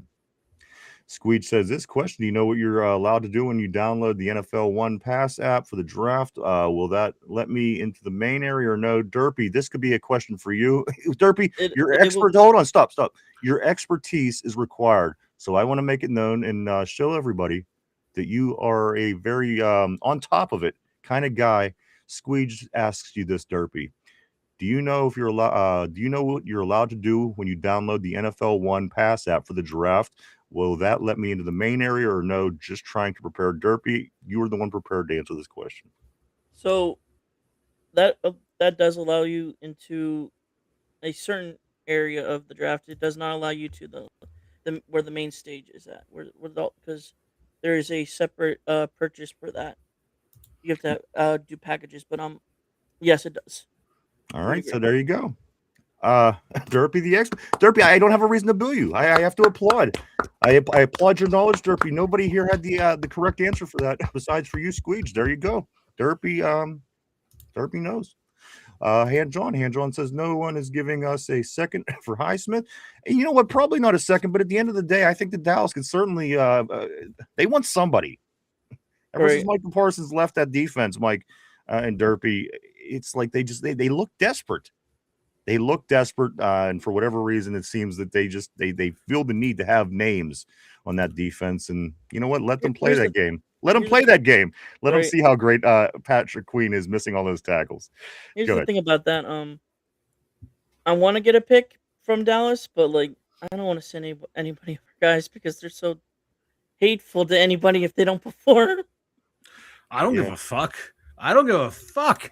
They're no longer on the team. I don't give a fuck about them, Derpy. They're gone. They I can know. boo them. They can throw I stuff at know. them. I don't care. I just want the draft capital that's gonna come back. That's fair. Han John says this useless is unless it's the Bungles. Unless it's the Bungles. Ty says, don't doubt it. LOL. One definitely going. One has to, unless you create another position on the football field. Yeah. We literally don't have for that particular personnel. It just isn't going to work keeping three. I like the upside of Highsmith and Herbig more than TJ right now. It's arguable for sure. Tater Tot says, hey guys from Pittsburgh, I know that you are all extra handsome and look great, and I know that your city's wonderful and people in Pittsburgh are perfect, and your team is the best team ever. Thank you, Tater Tart. Thank you. That was Tater Tart. well said and thought out. This is why you're the best, man. Let's go right here to Han John. Come November, then we could talk trading one. Tyrone says, hi, Tater. Hi, Tater, the Cleveland Clowns. RB says we need a human centipede. Derpy and Tater. Oh God. Derpy, hey. I'm a Steelers fan, not a Browns fan. I can't. Where I would can't be around where that would guy. Derpy be in that centipede? Would he be in the front or the back of Tater? I can't be around that person. I can't be around that person. I think he would be the front. I want Tater. I want Derpy to shit in Tater's mouth. See, I want it the other way around. Now that you say. No, I still want Derpy shitting in his mouth because listen, we don't know what Tater Tart looks like. He could be a health nut, Derpy. Who knows what the hell he's shitting? You know what I mean? This is true. But I kind of like the humiliation of Derpy being shit in his mouth. I mean, I like that too, but Derpy. It's never easy. Let's go right here. Let's go to Darth Jar Jar. He says, wait, are you saying Tater is his burner account? We're not, but there was suspicion at one time. Tater Tart is actually from Ireland, Darth. He's a Cleveland Browns fan from Ireland. That doesn't make any sense. Make it make sense. Maybe they have the orange helmets. The Irish people have orange hair. I don't know. I'm still trying to put a piece together myself. Doesn't make much sense, but let's go to Ty Howard mini-camp is quarterback one. That is what it's looking like. That is what it is going into mini-camp. You're 100% right. Will Howard is your number one quarterback. Han John says this, what you do is not trade them before the draft. You do it in November for 2027, second or third. I like the thought process. Somber says throw in a late round pick. It's possible. For sure. Squeeze says we got a second for Claypool. Edge rusher is highly sought after, and the way Con works absolutely shouldn't get anything less than a second for high. I hope you guys are right, but once they start, these teams start throwing, seconds. It's hard to pull a second, isn't it, Mike? Oh, yeah. I mean, it's you hard to get a. You got to be pulling some. You got to be pulling something good to want to give up your second round pick. You got to be like a young player on a contract that's probably still has 3 years left on it to get a second. Highsmith's a little older, has this year, next year on his contract. Like to get a second out of him, you got to package another pick with him. You're probably going to put like a fourth, fifth, maybe. To get up there to get that second, and then like the way draft picks next year are being valued, man. Like if you want a third round pick next year, you probably have to give up the same capital that you would have to get a second round pick this year. The way people are talking about next year's draft, it's seeming like that those picks are going to cost more. So if a team's offering me a second for Alex Highsmith, I'm running. I'm running, and I like Alex Highsmith. Right. I like to when we draft. That's the thing. I don't want Highsmith. We just have to make a move. We're in a position where we have to shit or get off the punt. We have to. Yeah, looking at how the roster is constructed and how it's going to be constructed in the future. Watt's not going anywhere. One, because of the contract. Two, because Art Ernie wants him here. Okay, that leaves Highsmith or Herbig. You don't trade the younger guy who has the higher upside right now. Yes, I know how important Alex Highsmith is to this defense, But if you want to sign Porter, you want to sign Herbig, you want to sign Mount Washington, you're gonna have to free up money somewhere. And you start with Highsmith, you start with Patrick Queen's contract coming off the books next year, and Cam Hayward's contract potentially coming off the books again. That frees up a lot of money to sign those guys and other people, and then spend in free agency. So you got to make those tough choices, and that's what it is. It's not an easy choice. This is a tough choice to make, but you got to do it. You have to do what's best for the team. And right now, trading Highsmith seems to be the best move for the team. I hate it. I don't like it. I don't love it, but that's just the reality of the situation. I'd love to keep all three, but you just can't. Darth Jar Jar says this. He says, first time as a Panthers fan, I feel optimistic since 2015. Just got to wait out Bryce one more year and draft a quarterback next year. They're over the midget down there. But here's the thing about the midget, Mike. They won a lot of football games last year and certainly were improved in that division. They were like I like the way he's been developing year after year after year. If Bryce was another, I don't know, 4 inches taller, he'd be I think he would be so much better. But I kind of get where you're coming from. The touchdown to interception ratio is not the best. The completion percentage isn't the best, but you got to look at the overall talent around him is not that great either. They're still building a team around him. I'd keep building him around, but he's probably going to want a huge contract. And I don't know. I like Bryce Young. He's growing on me. I like the little receiving core they got going on. The fact that they managed to do what they did last year, I think it should give you reason to be optimistic as a Panther fan. Because again, they I don't see him game in, game out the way he does. So right. Yeah, I get where he's probably coming from.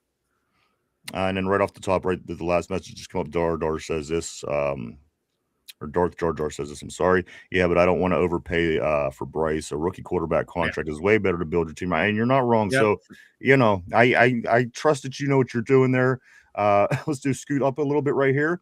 Tater Tart says, yeah, I love yins, guys. And you know what? Your football team is the best in the world. My football team, the Cleveland Browns, is a joke and shouldn't even be in the league. We couldn't agree more. Tater Tart. Yeah, this is why he's one of the best commentators on the board. This is why we keep him around. Yeah, he blows smoke up our ass, makes us feel good, and is very truthful about his shitty team that he supports. And he thinks we're handsome. Like who doesn't? We're keeping him around for sure.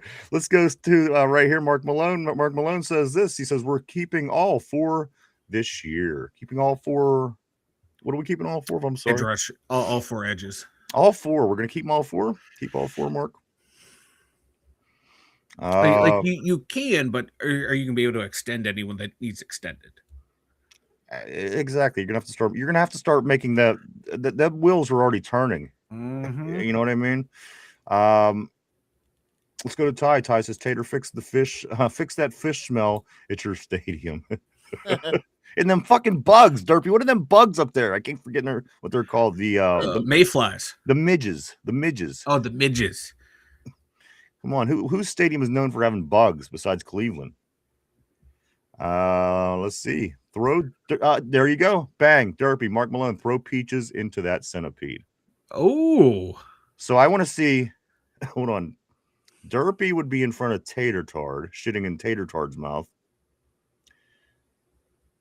I want peaches behind Tater Tard eating Tater Tard shit. Oh, that's yeah. What? Well, wait a minute. Peaches might like that though. She's a little freak. Even though she is a woman, and I tried to make it as bad as I could, she is still Derpy's aunt. Yeah. So even if she's a woman, I guess I don't mind Derpy being the middle, basically. That's what I'm trying to say. Have her be the front, Derpy in the middle, and Tater last. I like that. Yeah, that works perfectly. It seems to work out well. Mark Malone could make a triangle. Triangle centipede. Let's go to where are we? Darth. We've kind of lost the plot at this point, but I'm okay with it. Darth says this. He says, "No, that makes perfect sense to me." Also follows it up by saying, "I feel like Ireland is treated like the Cleveland Browns by the rest." I do too. The redheaded stepchild, that orange. It just all makes too much sense for me. And nothing against people with orange hair. I'm just saying it's just the vibe I get from the situation. Let's go right here to Tyrone. Tyrone says, best trade ever. Omar fleeced the Bears and got the best corner in the game. And you know what? I don't know if you're lying because who the hell hasn't let up a touchdown in 3 fucking years? Yeah. You got an argument there, Ty. Pretty soon, people aren't even going to be able to make an argument with you anymore. So just hang in there, brother. We got this. Hands on. Let me go right here. It says Derp equals Samuel Tarley. Samuel Tarley. There you go, Derpy. Squeed says this. I'm going to the draft with Panthers and a Browns fan. LOL, asking the Pittsburgh natives to give them hell. And you know what? We could certainly make that happen. And it's awesome that you're making your way down to the draft, Squeech. Depending on what day you go, stop and let us know. We'll certainly have representation down there every day of the draft. Just depending on which days yet, we're still working on the fine tuning. Cody says Tater wears his underwear backwards. Nerd. Let me see. Let's go right here. Ty says this and over his head. Backwards and over his head.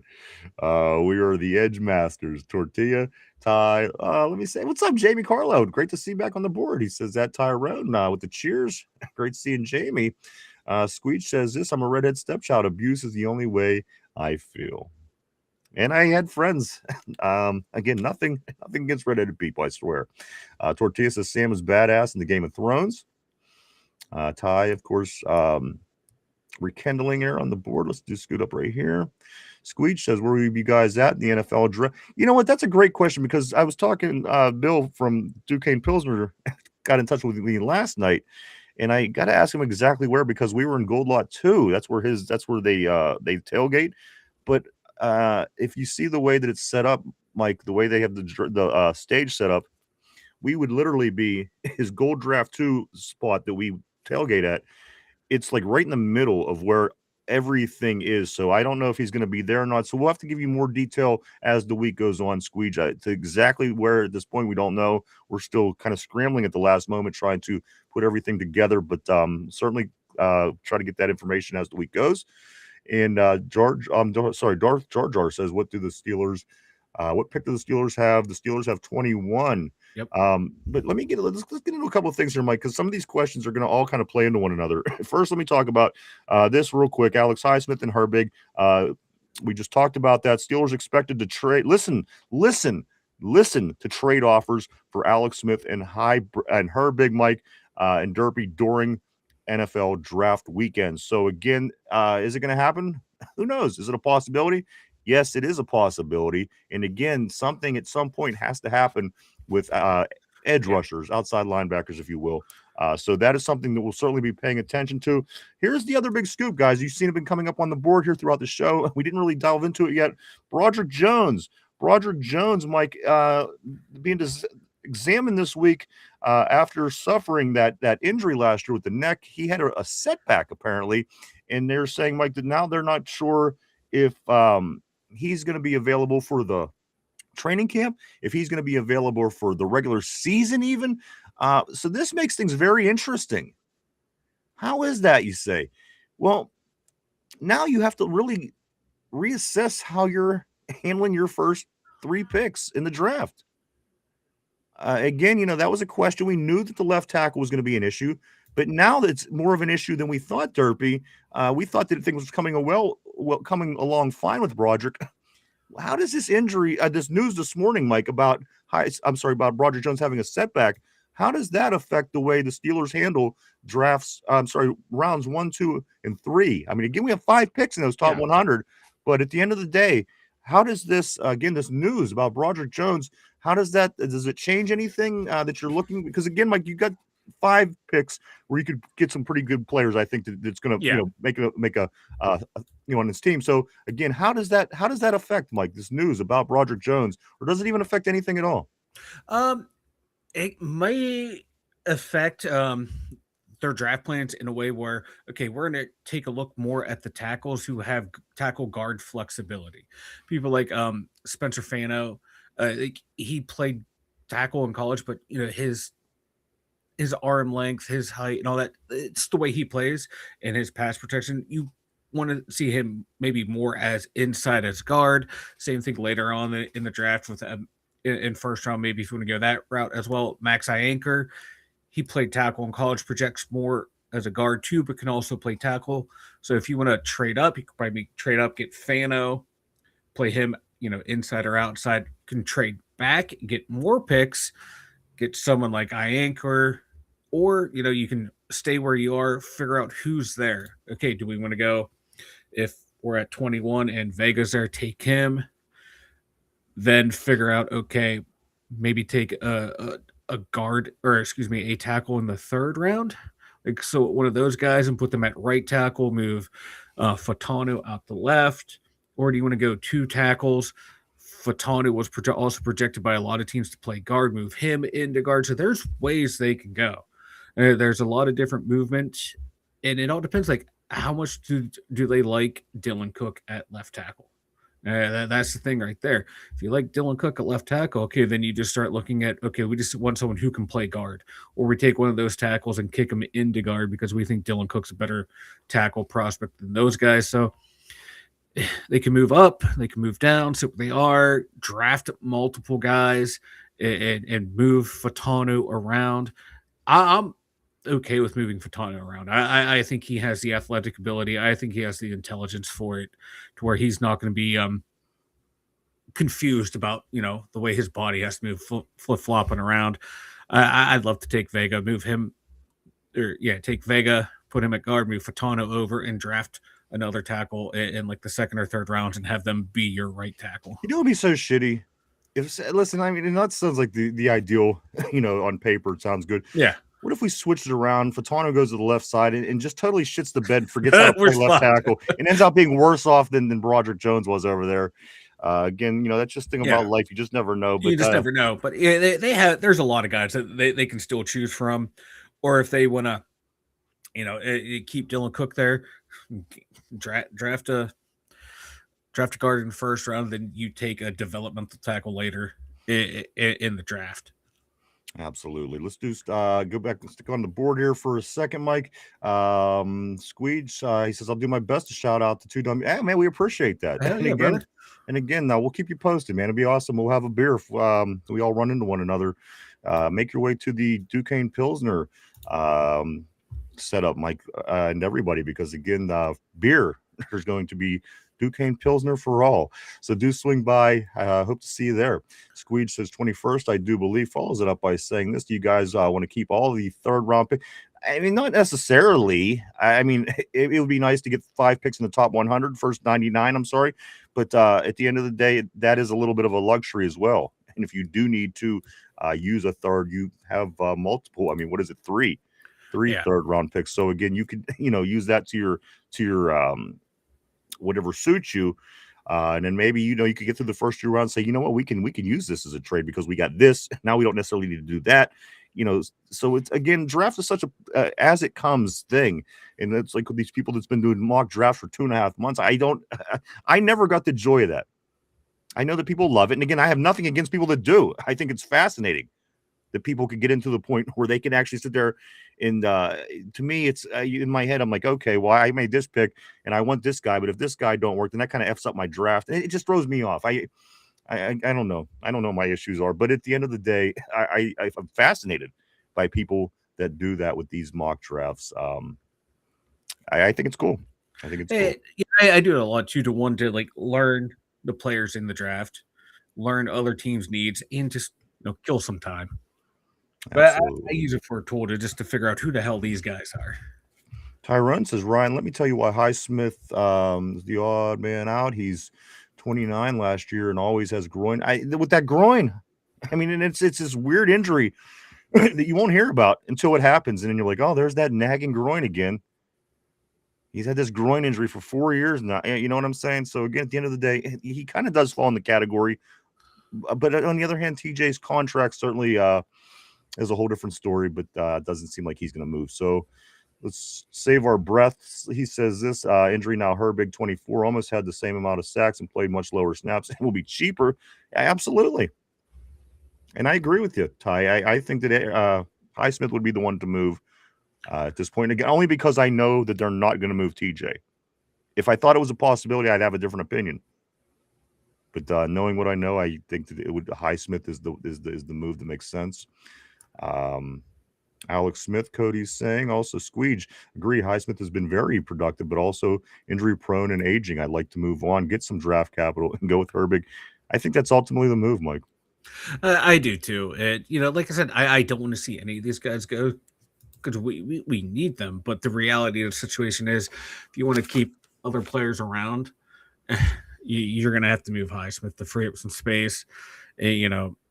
Same thing could be said for Patrick Queen, but with Patrick Queen, you don't have the depth in the linebacker room right now that we do at the at outside linebacker. So you got to pick your poison of either. I would, if we could just move one, I'd rather it be Queen, but the reality is it's unfortunately going to be Highsmith. It better not be Herbig, unless his contract demands are so high to where it doesn't make sense. Then you better hope if they do trade him, you get an offer back that is like off the charts, because you trying to explain away why you traded away one of the premier young pass rushers in the game. That's going to be a tough sell. Wouldn't it be tough, especially after trading away one of the best wide receivers in the game just last year? Yeah, at least like with Pickens, you can point to like, look at the buffoonery and tomfoolery stuff he's done. Look at how much we find him the first couple of years he's been here, where Herbig has been nothing, or has been the complete opposite of. Well, I mean, the guy who's been here. You got to put in a position he's a rusher, not a wide receiver, because the wide receiver that we brought in punched a fan in the head. So again, but you know what I mean, though. Like it's you're trying to like just. Those two players, you know what DK did, but with Pickens and Herbig, it's an easier sell of why you had to do it. But it just don't let it be Herbig unless a team is dumb enough to offer you a first round pick. Then you go to pause and think. That's not going to happen. Yeah, I know. I'm just that would be the only way I would trade him. Expected to listen to trade offers for Highsmith and Herbig during the draft weekend is the headline. Mike, I want to go back to Broderick Jones for a minute. I have the headline that I was looking for here last time. Broderick Jones will be examined this week after suffering a setback from the season-ending injury. A test will help determine his availability for training camp and the start of the season. I think that was in a nutshell what I was trying to say. Yeah. So again, that's what's going on. The scoop with Highsmith. The information that he is going to be on the block. I mean, he could possibly be traded. We get that information. Broderick Jones with the setback. How does that change things? We get this information. We also get the information that Aaron Rodgers, we're not expecting him all of a sudden. I think the real people, the real ones knew what was going on, and everybody else is kind of just being coaxed along as far as the national media goes, because they followed every single thing that was said by this person, that person, and none of those things came true yet. But again, like, we still have 3 days between now and draft day. You can't rule it out. Listen, if he comes and makes an announcement one way or the other, I'll be thrilled just because we'll know. But beyond that, I thought Aaron said it wasn't going to be like it was last year, or somebody said it wasn't going to be like it was last year. And here we are, Mike. If you get through this draft, you're already heading into May without having that announcement yet. Yeah, and it sucks as a fan not knowing what's going on. All you can do is trust what they're saying of, hey, we're in constant communication. We know what's going on. But the way they draft might tip their hand as to what they really know. I agree. If you see a quarterback picked in the 3rd round, I'm going to lean heavily towards Aaron Rodgers is not coming back. And then unless, it's going to be, hey, we redrafted him because we know Rodgers is coming back, and we're going to jettison Mason Rudolph. And then I'm looking here, Mike. This was said, Rooney confirms the Steelers won't draft a first-round quarterback, which, again, I think that's, for one, common sense, for two, smart, right. For three. Mike, I read an article this morning that says anybody outside of Mendoza or Ty Simpson isn't worth in the first round. Mike, is there any reason that we should draft Ty Simpson in the first round? Now, again, my thought process on it. We had this conversation a gazillion times this offseason. Is there anything about Ty Simpson? And if there is, what is it? And if there isn't, why not? Ty Simpson is or is not a first-round quarterback. Again, Rooney announced it. We're not going to be making, he says, probably not. But all in all, it doesn't look like we're going to be picking a quarterback in the first round, which, again, we shouldn't be touching a quarterback in the first round with a 100-foot pole. what makes Ty Simpson, or what makes him not a first round pick? I just what we've been talking about the whole process with him. Like you look at him against the better teams that he has faced, he's disappeared, has not played well. I just don't like anything about his game. There's nothing there that excites me when I watch him play to where like, oh my god, I have to have this guy on my roster. We got to get him in the first round. Let's go bang. Let's bang the drum for him. Let's trade up, get him. There's nothing there. I don't want him. I want this team to continue to build the offensive line, flesh out that receiver room, and run with Will Howard, run with the developmental quarterback, and see if those guys are the answer. If not, you get your guy in 2027. Or, if one of these guys on the roster turns out to be the guy, you keep building that roster. I think Ty Simpson, it makes no sense in the first round. If he would somehow fall to the third round, roll the dice on him. Fuck it. Develop him. See if there's something there. But first, second round, no, I just don't like him. And it's one of those things. You see a player play, and you just go, I just don't like him. I don't think he's going to be good. It's one of those things that's hard to articulate because you're just seeing it. It's like no, I just don't think he's going to be the guy in the NFL, and I'm not going to waste the first round pick on someone who I don't think is going to be the guy. Mike, is anybody else going to take a chance on him in the first round? I can see the Jets with their second pick, maybe. What about Arizona? Arizona picks 34. So if he starts falling down, maybe they try and flip that to come back in like the low 20s, or they wait to see if he's going to be their day 2 first pick. They really aren't in a good position right now with quarterbacks. Arizona. No. I mean, Kyler Murray going to Minnesota. What's their move? I don't even. Jacoby Brissett asking for more money. Right. And he wants more money, and they're not going to give him money. So he might be their guy. If he's sitting there at 34, you might have to take him. And I don't know any other quarterback needy team that would trade back into the first round for him. I don't see it. I think the Jets or Arizona trading back in. Maybe the Rams for a developmental quarterback. You get your guy, let him sit for a year or two behind Stafford.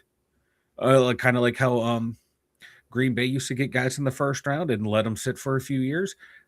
Maybe the Rams, like a long shot, would be an outside dark horse. Let me ask you this. Now, of course, we were talking about the offensive line. We were talking about a little bit of everything today: quarterbacks, the edge rushers. Let me ask you, Mike, what is the bigger need between these two positions? I've heard we needed this. I heard we need this. What is the bigger need right now in this draft, Mike? Would it be safety or would it be inside linebacker? Oh, fuck. Damn. Let's say that they plan on grabbing a safety and a linebacker in these next 2 rounds. Just would you want the better safety or the better inside linebacker if you're trying to make that decision on who you go first? If I go this round, I'm going to get the better of this. If I get the better of this, which one is a bigger need for us? I want to say safety. I know, like the 250 yards against Buffalo, the run defense being only middle of the pack argument makes a whole hell of a lot of sense. But Lake Harrison, Patrick Queen, Holcomb Wilson, that's a nice little foursome. Brisker being your only real safety on this team because Darnell Savage with that whole contract situation, Deshaun Elliott coming back with the knee, and then Jalen Ramsey just being a chess piece moved around. I think safety is more important right now because even if it's only Ramsey and Brisker with Deshaun Elliott being injured, there's no depth there. Where at least at middle linebacker, you can argue there's 4 capable NFL players there. Where safety, I think you're really thin at safety. And the thing about safety, over time people tend to stay thin at the safety position. But again, some of the aging players and some of the injuries that we've had in the past, it's not a bad idea to pay extra attention, like to that safety Yeah. spot. But Like, again, I just they kind of feel interchangeable to me. They feel the same in the way that we need what it is that we need. Like I was going to say, I could be swayed the other way easily. Like, because just looking at them too, like, oh my god, we can upgrade on Holcomb, we can upgrade on Malik Harrison. Let's do it. But if we can upgrade on the Darnell Savage, if he ever signs, if we can upgrade on Fidel Castro back there, let's go ahead and do it. Like I wouldn't be opposed to this team taking a linebacker and a safety. I think that would be the smart move, taking one in the third, one in the fourth round. And you would go with the safety in the third and the linebacker in the fourth. Right now, safety third, linebacker fourth. Or if there's a better linebacker there, and you think the safety class is deeper, I think the safety class is deeper. You can go linebacker than safety. Let me see. We got some more stuff we're gonna get into, but let me get back on the board. I don't want to get behind, guys. Let's jump back on here for a bit. Let's see. Get a second for high. Where we at? Cody. I think Cody's 8:15. I think you have to listen. Okay, let's go right here, RB. I think you have to listen to second for her big 2. Cody. Someone will give him the bag. Han John says soft tissue injuries for the most can be reduced with proper hydration. You know what? What's so crazy? Now they have all the nutritionists and dietitians and everybody that the millionaires have in their lives. It's crazy how they have all these soft tissue injuries when hydration is the answer. All you need to do is put water in these guys. You're getting paid a lot of money to do the dietitian, nutrition, all that stuff. Can't you just get some water in these gentlemen? Gatorade, H2O. We need fucking Adam Sandler out there keeping these boys hydrated. RB, Tyrone says, RB, you can get a second for Highsmith. Let's go right here, Mike, to Cody. Cody says, pass rushers make that bag. Highsmith, Ty says. Ty also says, Omar says the lemon visit, was amazing. Squeed says this. I called the Pickens situation the day he was drafted. His college tape was enough for me. Dude's unbelievably talented, but I also is a mental case that shows his ass on almost every snap. Yeah. Mark Malone, he says Simpson does not have that look in his eye. There's a certain look Mark Malone is looking for in the eye of his quarterback. I know that. And he does not have it. Ty Tortilla says thank you. Ty Thunder. Tortilla says Vanilla Slim. RB Simpson has no elite traits, is what RB is saying. And you know what? Maybe I think that in a roundabout way, that's what you were trying to say, Mike. Yeah. Without saying those words, is he just you don't look at him and think, oh, I got to have some of that. Yeah, exactly. That's just how I feel about him. I hope he does well in the NFL. I just don't see it. It doesn't matter to me if he does well or not. If he fails, I'm just as fine. Right? You're like, fuck him. My life moves on. Tortilla says Vanilla Simpson. RB says Arizona trades 3 to Dallas for 12 and 20. That'd be interesting. RB says Dallas takes Styles, Arizona takes Vega, then Simpson. That's interesting. Squeed says it'll never happen, but I'd love Brissett to be our backup quarterback. He's not bad. I mean, as a backup, that's yeah. And he put up some really good numbers on a shitty team last year. Yeah, he did. He's effective out there. I mean, again, he's not. I don't know if he's going to win any Super Bowls, but again, Cody says, yeah, good. I was going to say, as a stopgap quarterback, you can do a whole hell of a lot worse. Absolutely. Cody says this: the Bengals are bass backwards. They ass backwards team. They let the Henderson go to the Ravens, then trade the 10th pick for a guy that got 1.5 sacks last year, and they have to pay him. Bengals are the Bengals. Again, does any of these moves that the Bengals and the Browns ever make surprise you? Do they? No. Tortilla, he says Steeler fans hate Ty Simpson more than bad drivers. Let's go right here. Cody says teams in our division are a joke. Half of them are. I could agree with that. Sommer says we have no idea what the secondary will look like. So it's hard to say what we need. And that believe me, that's my outlook on the whole draft thing, Somber. With the with the mock drafts, it's difficult for me to do that for whatever reason. Again, once my thought gets fucked up, it's like, well, this isn't what I want. So anyway, you're right. We don't know what we have. We're gonna have to wait and see. Somber says that true, or Ty says that true. Somber Cody, linebacker and the real linebacker, a big guy that could stop the run. What about the comments that our linebackers are too small in the middle, Mike? We just got to a time where linebackers aren't built like Levon Kirkland or Ray Lewis or guys like this anymore. They're all smaller, faster guys who are expected to cover and do a lot of things. Which I think that Levon Kirkland did just fine at his weight. I think he'd be better than most of the linebackers today. Mike, what's your take on the comments about our linebackers are just too small in the middle, and maybe this is why we're giving up 250-yard running games. Yeah, because the whole philosophy is get lighter in the middle so they can cover the tight ends, cover the middle of the field, the receivers that are there. Because it's passing league, people aren't running the ball anymore. But you see that like teams that have an effective offensive line and running game, they feast against linebacking cores that are small and tiny. And our front has been able to eat up blocks to allow the small, fast guys to fly around and make plays. So if you want to go little at your linebacking core, you better hope your front three are just eating up block after block after block. And we're not doing that because we're running a lot of hybrid fronts, a lot of nickel fronts with only two down linemen in the edge rushers, so teams will be able to run against that. Because we're trying to we got to have everything set up against the pass, but also stop the run at the same time. Like, you can't do that. You kind of got to pick your poison. So maybe get some bigger, beefier linebackers that can be thumpers. You don't need everyone to be able to cover the pass. You don't need everyone to be able to cover the run. You can have a nice mix of one guy who can do it all, one guy who's great against the pass, one guy who's great against the run, and rotate them in and have a good front against you too. And that's what we need to get back to. Cody says our tiny linebackers get ran over all the time. He follows it up by saying we also need a kick returner who's fearless, no more running to the sideline every time they catch the ball. Cough, cough. Calvin Austin III.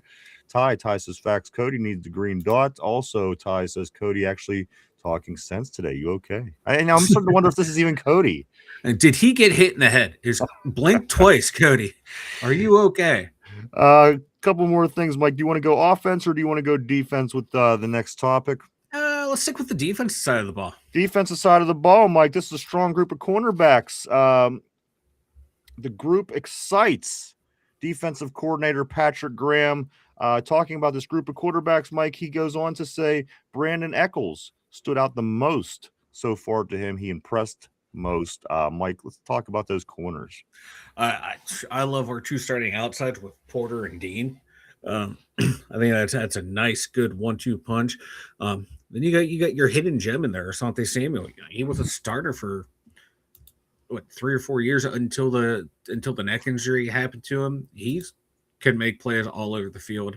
That's a good move right there. And that Eccles, like you said, that he's an under the radar nickel guy. Sure is. I still think we look to address the cornerback position because Samuels is only signed for 1 year. Dean's a little older. But I like it. Like we have 12 picks, but I mean, at some point, at what point do you think that we would actually realistically be able to work on that cornerback position of anybody that would even be valued to even possibly make this team? Yeah, good. I was gonna say, a guy I've been looking at a lot is Malik Muhammad out of Texas, I believe. I've been looking at him around like the 3rd round. I think he can be a pretty good player. I think he'd fit in well with what we're trying to do. There's some other guys I know the Steelers have looked at, like, oh God, I forget. Everett from Georgia, he could be there in the 3rd round, like 3rd, 4th round for like Everett and Muhammad. I think that's where they might address it, the draft. I know some people want Stukes out of Arizona in the 2nd round. I think he's too old. He's coming in at 25 years old. That's when you start to worry about. I think that's too old, but there's guys they can address in the. It's so much older than that youthful 24. Exactly. I know, right? But it's just like a 25-year-old rookie kind of scares me. because Ah, how much are they going to prove? But if you get hey, if 4 they're no good good, you years get out rid of of them them, in 3 or 4 years. To me, that's if you not get a four, big if you thing. get a good 4 year run out of them and they produce at a high level, it's okay. But I like the younger guys to develop, Yeah. But they can go corner in like third, fourth round. And we get young guys. We don't let them play for a couple seasons anyway. So what's A the new difference? coaching staff, new coaching staff. Roman Wilson, roster spot. Nothing is locked. Nothing is locked up for Roman Wilson on this Pittsburgh Steelers roster. Was latest reported, Mike. Roman Wilson, nothing is a lock with him right now. Please explain to me, I'm a one-eyed retard. What the hell is going on with Roman Wilson, Mike? I wish I could, to be honest with you, because I don't know. We see what happens when you get the ball in his hand. He made plays last year. Yeah, he had that dumb play. Whatever, it happens to everyone. I don't know. I don't know why he cannot stay on the field when we had no one at wide receiver. I mean, it isn't like we went to Michigan and said, "Find me the guy that doesn't know how to do anything. Let's draft him, and we'll go from there." This dude was a good football player. The guy was on a Yeah. national championship football team. He went to Michigan, one of the better football schools in the country. The guy literally went from one extreme to the other extreme, Mike. It seemed like almost overnight because, again, winning champions draft, all of a sudden, now you ain't seeing the field. Okay, he's a rookie. Injury, whatever. The case of the matter is, Mike, now he's going into his third season, and he has legitimately not had any opportunity. And right now, this report's saying Roman Wilson's roster spot is not a lock. Mike, what's the chances Roman doesn't make this squad? And again, I don't know if there's a person alive that could give me an answer what's going on with this guy. If we draft 2 receivers, it's precarious his position on this team. If we draft one, he has a good shot of sticking around. He might have to beat out like an undrafted guy, but if we draft 2 in the top 5 rounds, I think he's a stretch to make the team. Because, like you said, in college, go back and watch his tape. This guy was a really good route runner. Get the ball in his hands, he can make plays. He was tough. And he comes into the pros and can't see the field for like 2 years, finally gets an opportunity, and then he fucks up and can't get back out there. I don't know what's going on with this kid because you can see he has talent. Like there's reports, him staying after practice but not going to the Aaron Rodgers stuff. Is it that? Is he can't he grasp the playbook? I don't know what it was. Was it Arthur Smith not liking him? Was it Mike Tomlin not liking him because he's not living up to potential that they thought they had? You don't know, but you hope that coming in with a fresh slate, he can show the talent that he has and allow this coaching staff to find a role for him, because I still think there's a role for him. I want us to get another bigger body receiver and have him be the smaller precision route running guy and get the ball in his hands, because I think he can make plays in the NFL. We saw it. Let me go right here, Mike. Frustrating. What Somber says. Let's address this. He says Roman was Tomlin's guy. Arthur Smith didn't like him, and Smith and Rooney were in cahoots. And again, I don't know. I don't know. I heard a million different things, and again, every time I hear something and then bring it up, it's changed, and it's like, oh, you're crazy. They don't. He knows how to read. He knows how to have a playboy. He knows, and just all those. What is it then? Don't tell me what it is, what it isn't. Tell me what it is. Yeah.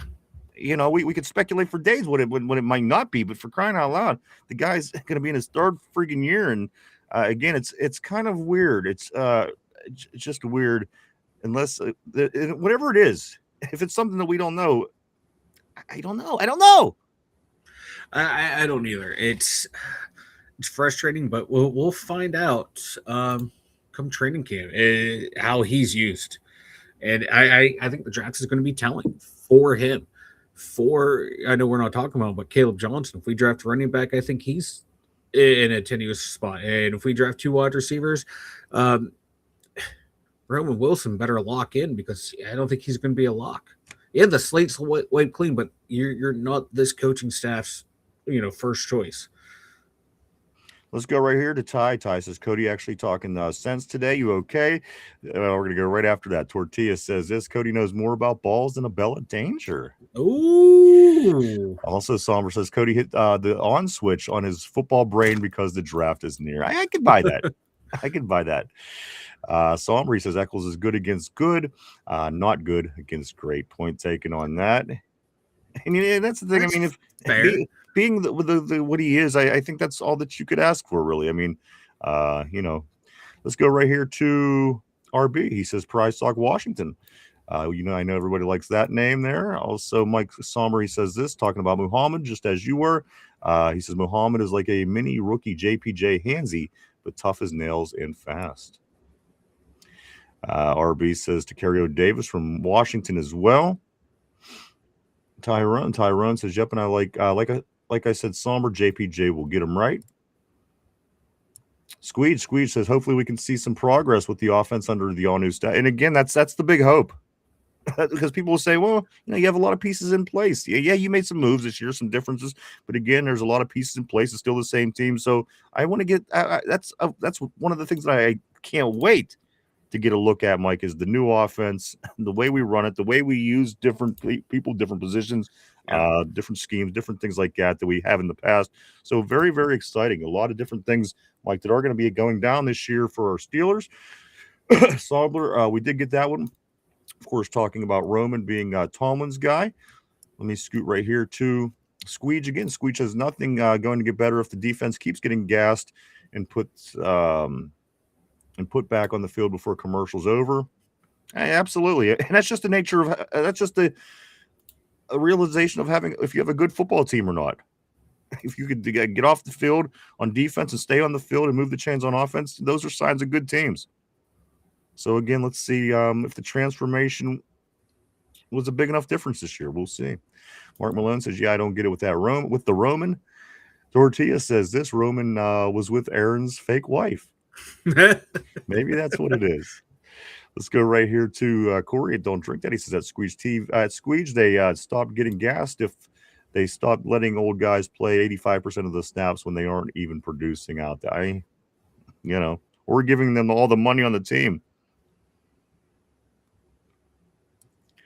All right, let's go here. Somber says this: Roman and Tomlin had a long talk at the Senior Bowl, and he wasn't brought in for a 30 visit. It's fishy to say the least. That is interesting. I didn't know that about the he wasn't even brought in.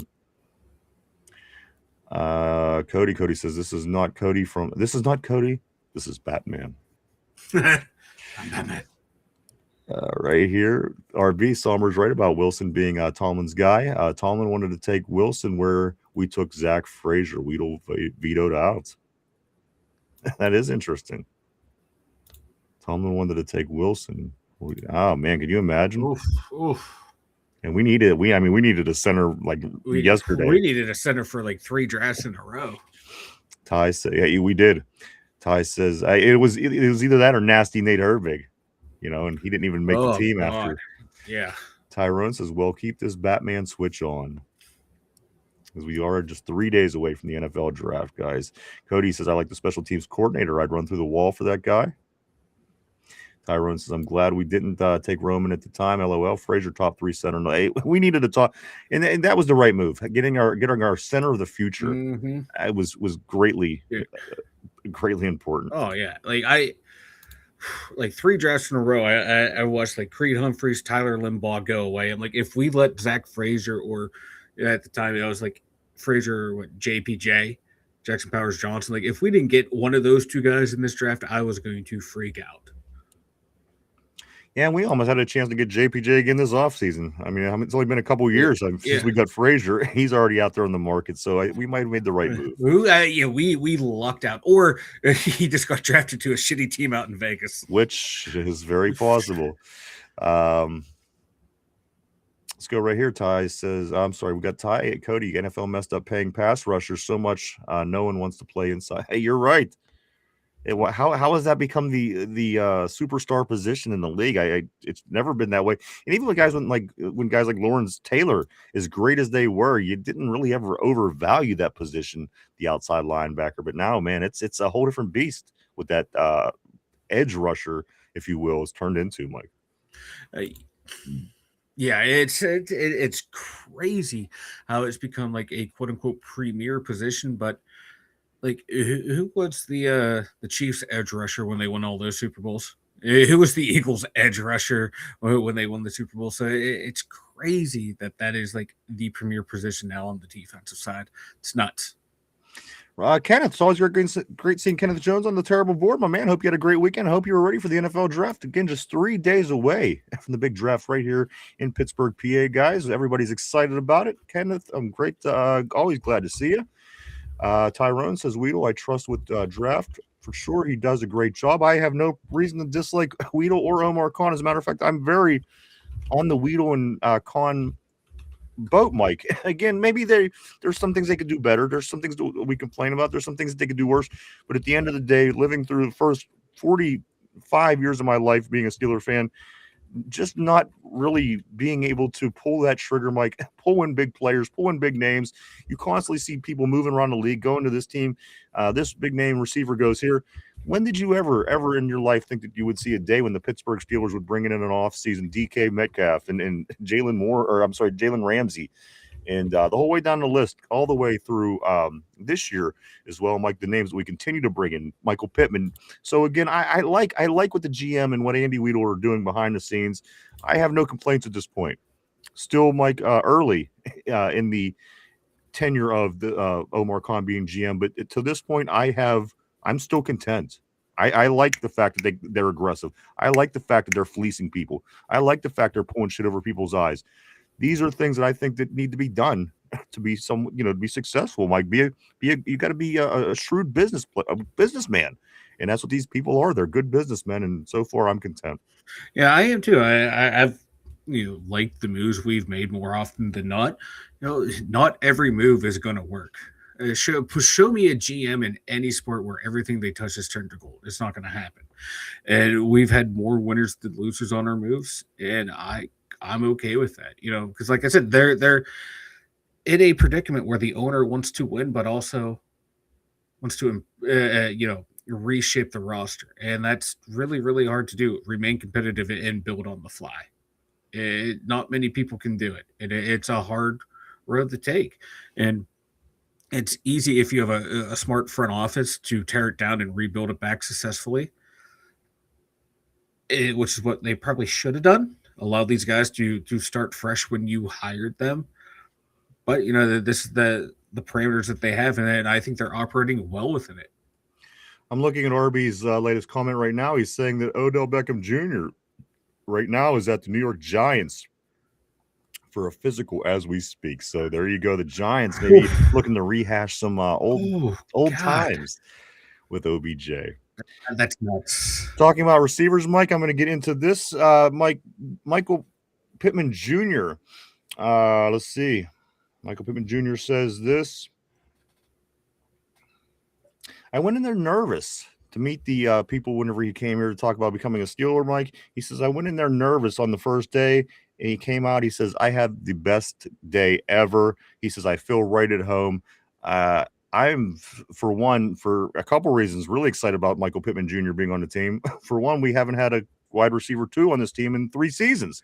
Yeah. So at this point, that's very exciting for me. The fact that he's a productive player, a good number 2, somebody good to play opposite side of DK Metcalf, very excited about that as well. Mike, it seems like as of right now, and again, you always hear the positive from guys when they first come to town. Yeah. But at the end of the day, this seems like it's going to be a guy that people in Pittsburgh are going to like. And if Michael Pittman loves football the way that a lot of these guys do, coming to Pittsburgh is a joy to play because, again, it's all about football in Western Pennsylvania. Oh, yeah. There's no fluff, no whatever you want to say. It's all about football. And the Steelers are all about football. Western PA is all about football. And Michael Pittman, you watch him play, this dude loves football. He's a physical player, not afraid to take a hit. So I'm comparing him to Hines Ward, Mike, in that manner. Yeah, he's not afraid to put his body on the line, not afraid to throw the blocks. Steeler fans are going to love him. I think we kind of already do, especially fans who've been paying attention. We've played the Colts, 3 years in a row? Yeah. Watch him play. He's a fun guy, big-bodied receiver, fits the McCarthy system. I love that addition when we got him, and for a 6th round pick, get the Yeah. fuck out of here! Like that is nuts. Normally, someone like his level, you pay a little bit more for him for that. Got what DK for a second? That was a premium pick. If you go off that scale, you would think Pittman would have been at least a 4th or a 3rd as well. But my God, this was a steal. I think he's going to be a great addition, and having him, DK Metcalf's going to help out whoever the quarterback is back there. This team, man, this receiver core, the tight ends, the running backs, it's going to make any young quarterback's job so much easier. Excuse me. Corey, don't drink that, says that Cody. I'm Palm Beach Pete.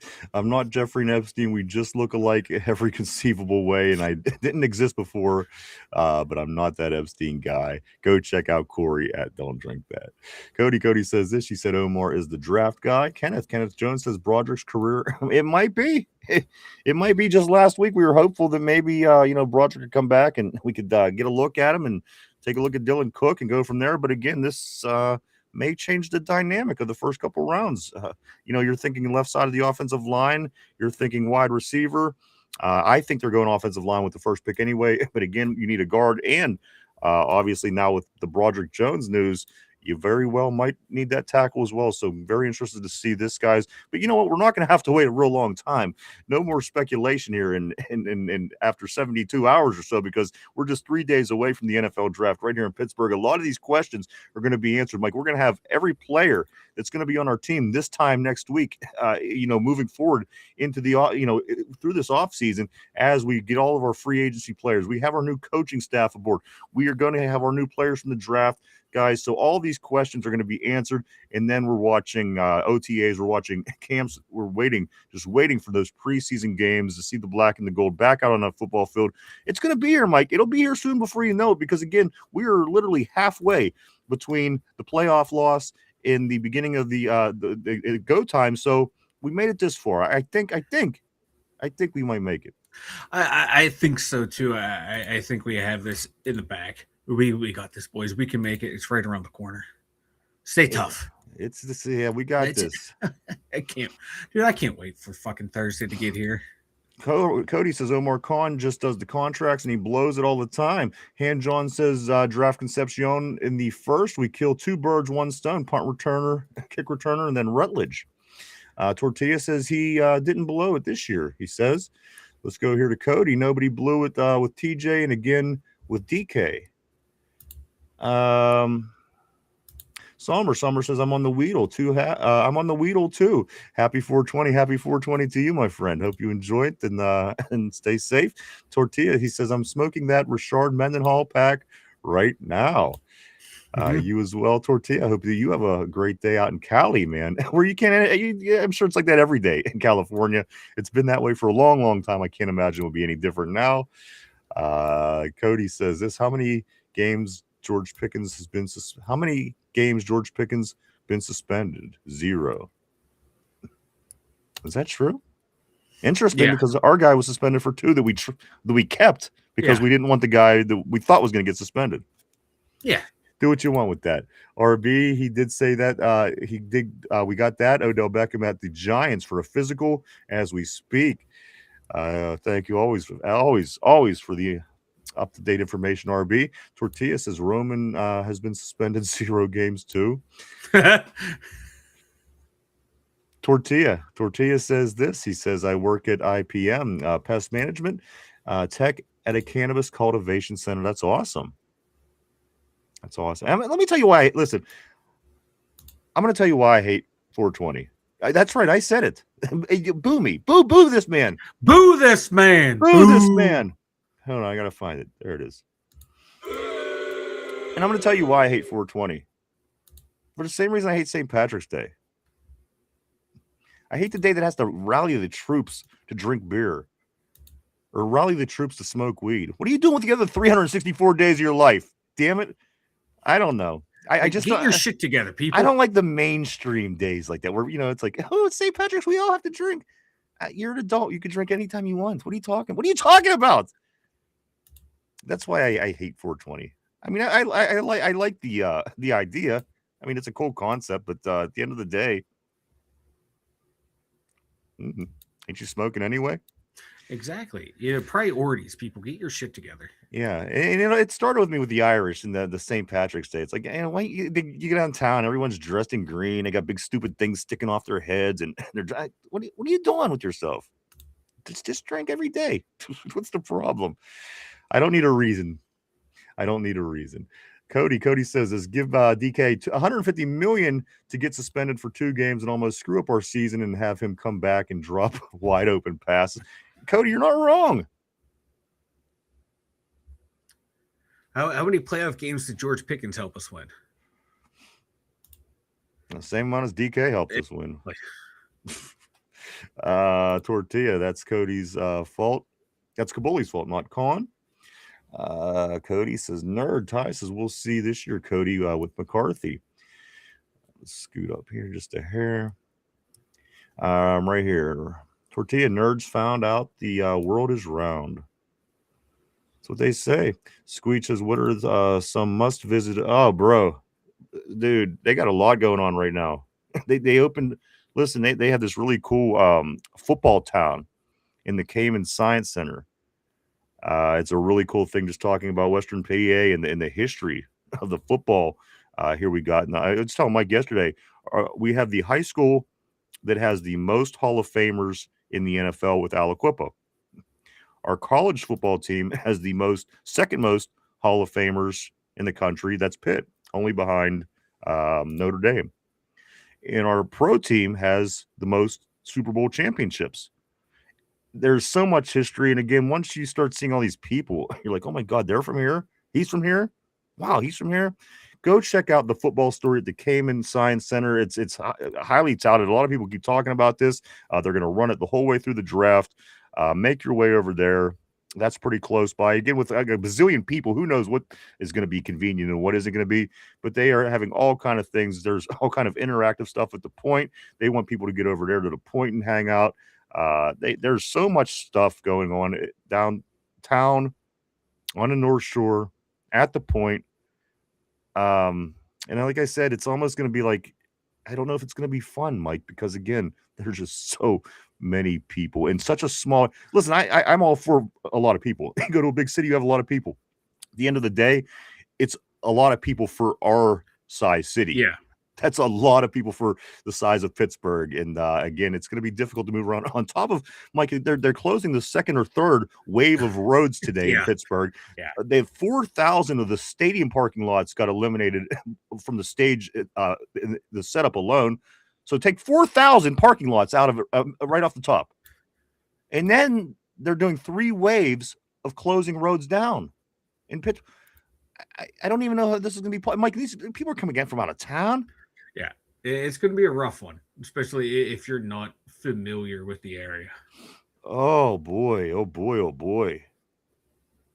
That's all I gotta say. We'll complain about it all week, I think. But there's a lot of cool stuff. I just, again, I wish you all the luck in the world with everything down there. Cody says this Omar screwed up Pickens DK thing. Bum. Hand-John says this. I do not use the product in any way, shape, or form. Hey, I have no judgment one way or the other if you do or not. Let's go right here. Cody says nerds sing karaoke with tortas. Tyrone says Cody turned off the switch. He said his football switch is turned off. Tortilla, apparently no one wanted Pickens at the time. I don't know. Though I don't know. He says, somber, serious question. How much longer do you think Boswell has in him? His contract is through the end of 2026, and Aubrey just got a big bag. Of course. Yeah. I don't know. That's a good question. At what point does Chris Boswell become too old? Is it are we just watching based on performance and kind of go from there, or are we going to make a call and say, well, he's getting up there. Let's make a move at the kicker position. I like Boz, but he was only 84% last year.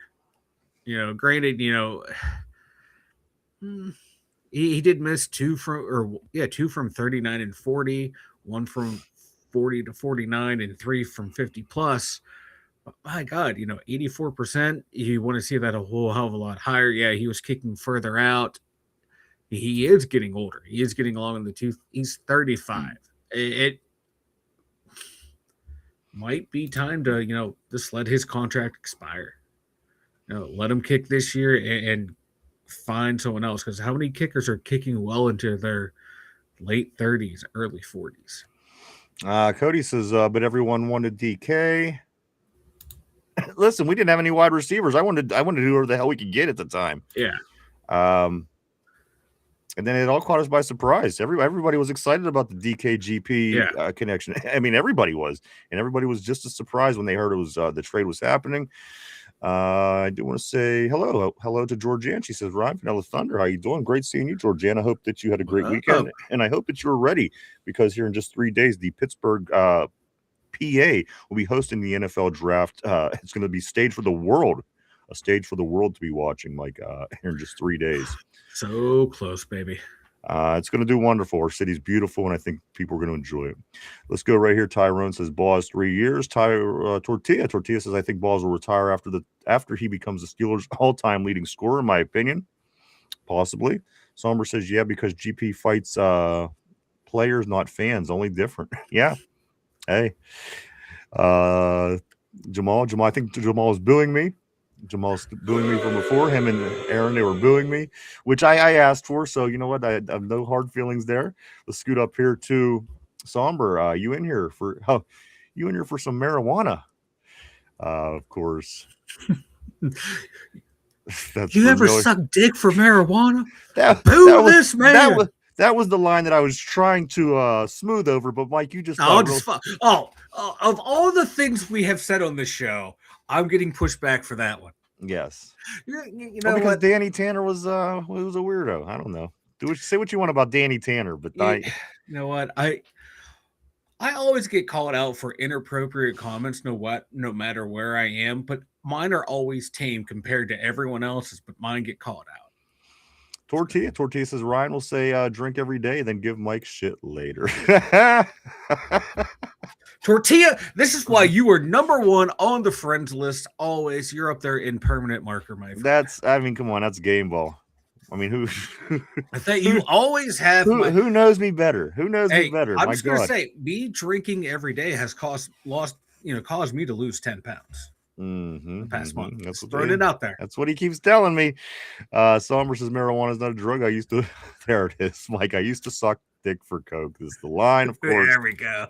Danny Tanner. It was the first time seeing that in the movie Half Baked, of course. Shocked a lot of people because he was Danny Tanner. Yeah. Let's go right here. Cody says because that's because Mike is a Penn State fan. Mike be better. Tyrone, I'm ready for this draft. Yeah, me too, dude. I'm so glad that we're down to just 3 days. I really am. Somber says sensory overload for the absolutely. And you know what? I've always heard this, guys. And again, we make the point to tell you that the Pittsburgh that isn't here is a small, big city. It's one of the smaller, big cities. And you always see people like I brought up the point last week, Mike, about people in New York. When you see all these people down at Times Square and you see the gazillions of people, and then you hear New Yorkers talk about it, it's not them. They're not downtown with all this mess. They're being at home, avoiding the mess and the mad people. And again, I think we're going to kind of get a taste of that, Mike, because there's going to be a lot of Pittsburghers who aren't going to dare touch anywhere in the vicinity of the draft, Mike, because again, 800,000 people in that particular amount of space is going to be something to see. Yeah, if I lived in the heart of downtown Pittsburgh or worked, I'd be taking a vacation. So yes, sensory overload for the locals. Yep. Ty says my buddy at work, a Bengals fan, said the Giants finessed us. Finessed. Yeah, the Giants. You got to watch out for them guys. Ty says you pay Boss. He saved our ass so many times. I agree. At the end of the day, I think kickers should be making more money anyway. Yes, they only come out and kick so many times a day, but you know what? How many times a day does TJ Watt do what he gets paid big bucks for?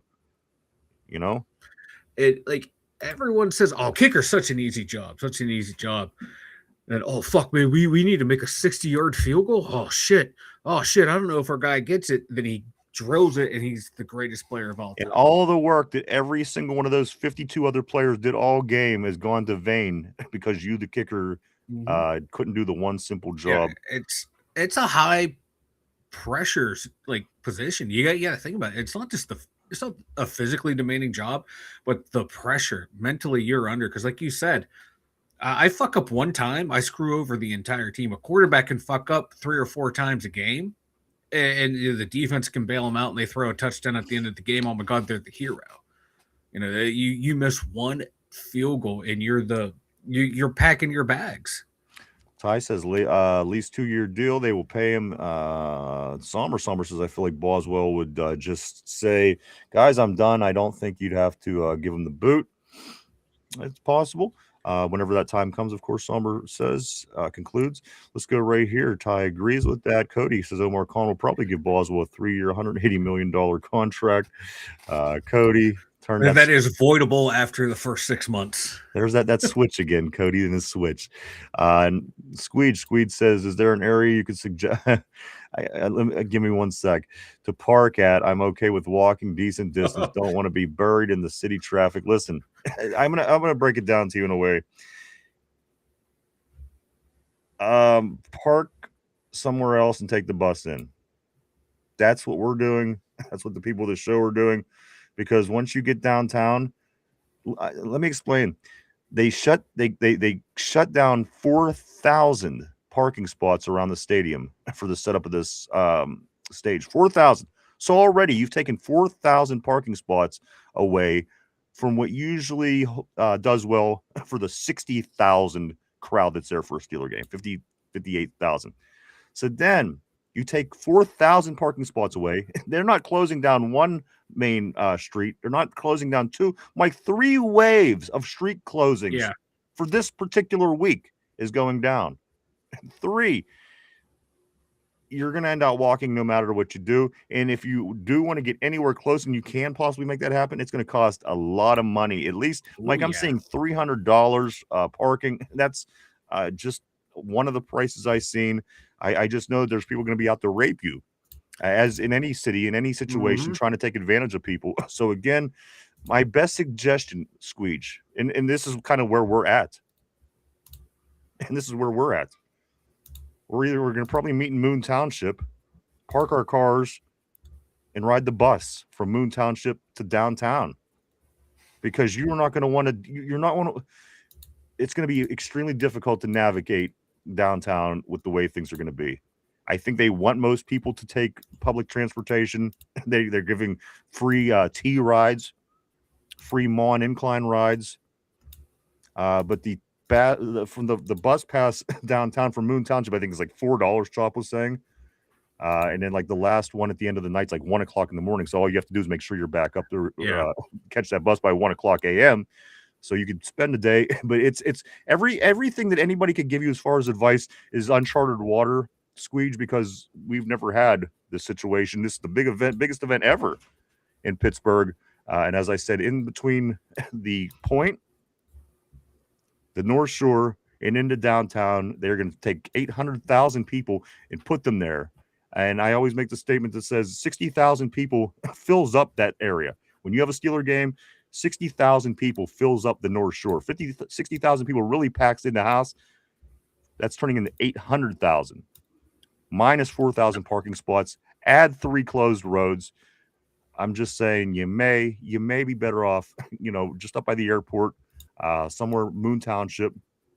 Park your car, get on a bus, and have them ride you downtown.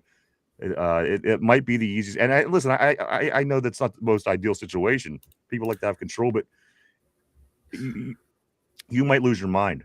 Yeah.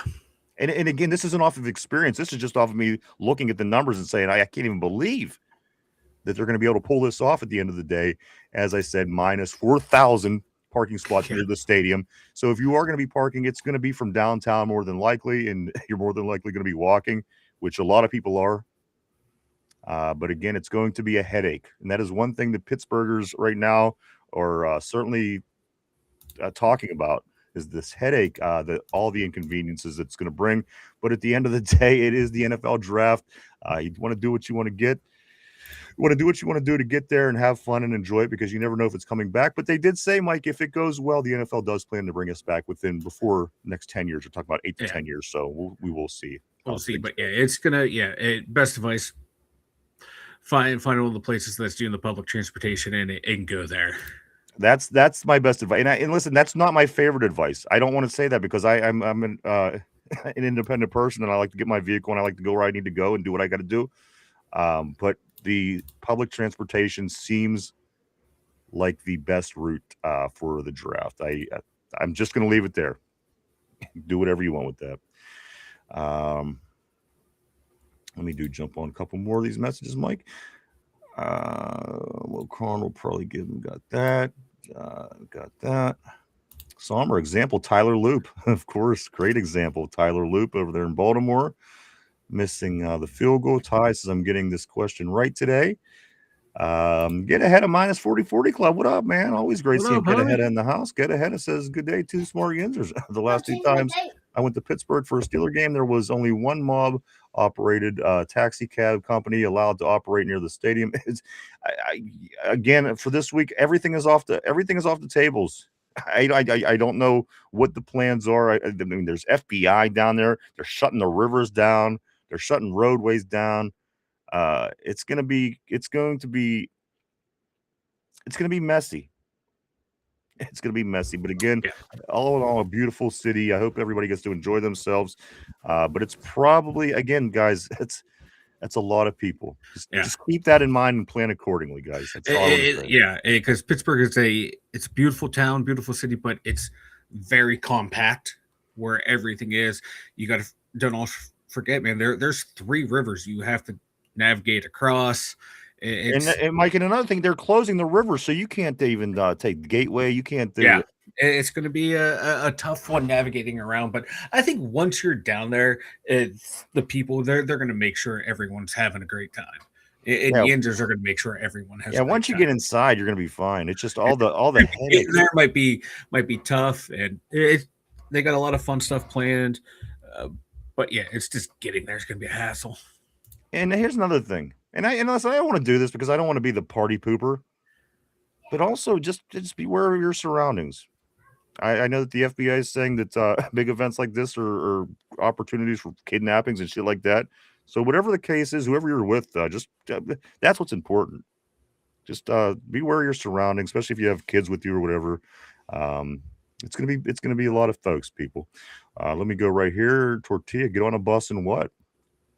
I don't know. I don't know what you do on the bus. But I do know the wheels go round and round. That's true.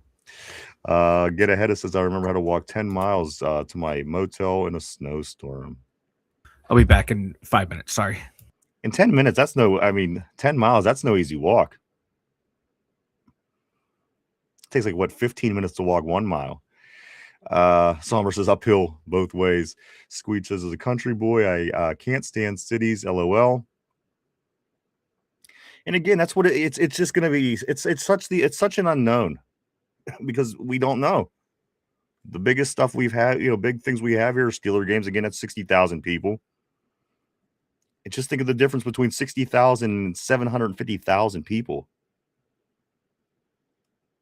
Get Ahead has said there was no cabs available. And again, guys, I think they're hoping that a lot of people do.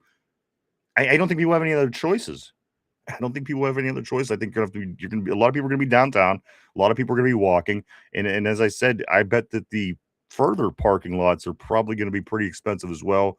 Again, they're throwing numbers out there. I don't know where and to where in coordinates where that is with the stadium, where those particular garages are, but I'm reading some lots are going to be $300.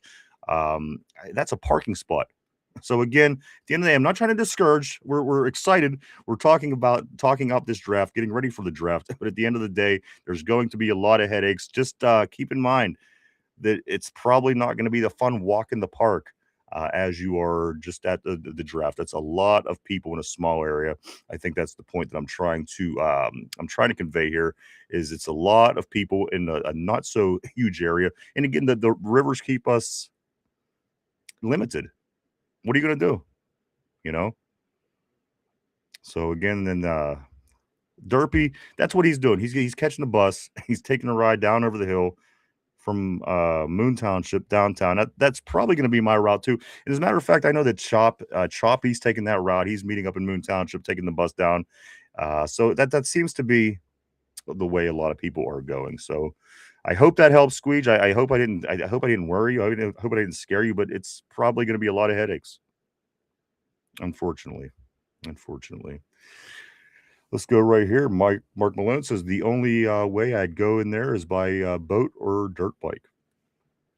And like I said, the FBI is here. They're closing everything down. They're trying to keep everybody safe. Somber, if you live in the area, sign up for Uber or Lyft. You'll make a kill. You ain't shitting. A lot of people also, Somber, they're putting their houses up for rent, the Airbnbs. People are making a killing, $1,000 a night, whatever. I don't know what they are, but I know that people are paying. They want to get into town. You know what? And right now, everything is at a minimum. People are going to pay a mint. They will. They will pay. They will pay. Mike, rent out your bedroom to like 8 strangers. We could probably. I will. Well, pack them in like sardines. Let's go right here to John. John, the Steeler Freak, says this marathon podcast, baby. We do got all kind of things planned this week. We will be live streaming here for the night one on Thursday night. Mike will be here for sure. Between here and the draft for me. Derpy, I think, is going to be there first or second day. Chop will be there all 3 days. Finch might make it down either day 2 or day 3, depending on his schedule. So again, we'll keep you updated as the week goes on, but we will be live streaming from right here in the studio for night one on Thursday night. Mike will be 100% be here.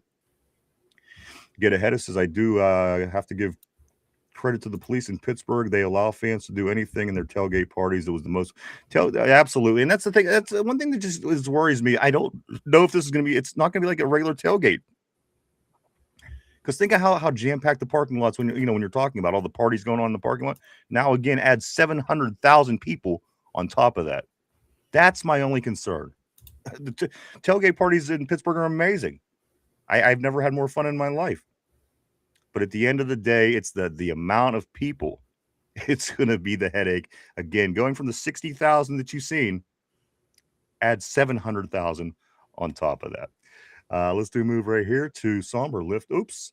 John says this, they will tell Boss to sign, or they will bring back the field goal kicker quarterback trick play again.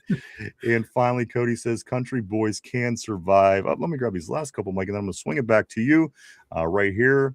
Ty says, I can't wait till JPJ finally break the bank and get ahead of says, yeah, that's going to be crazy. And getting, and the thing I would love to be able to help and give you great advice and tell you where to go to save money and save you from walking. I can't. I wish that I could for multiple reasons. Again, this is uncharted water for us.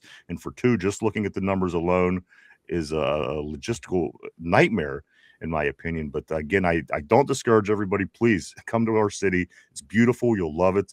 But just know that that's what's to expect. Mike, why don't you tell everybody what they expect to hear when you tell them about the website?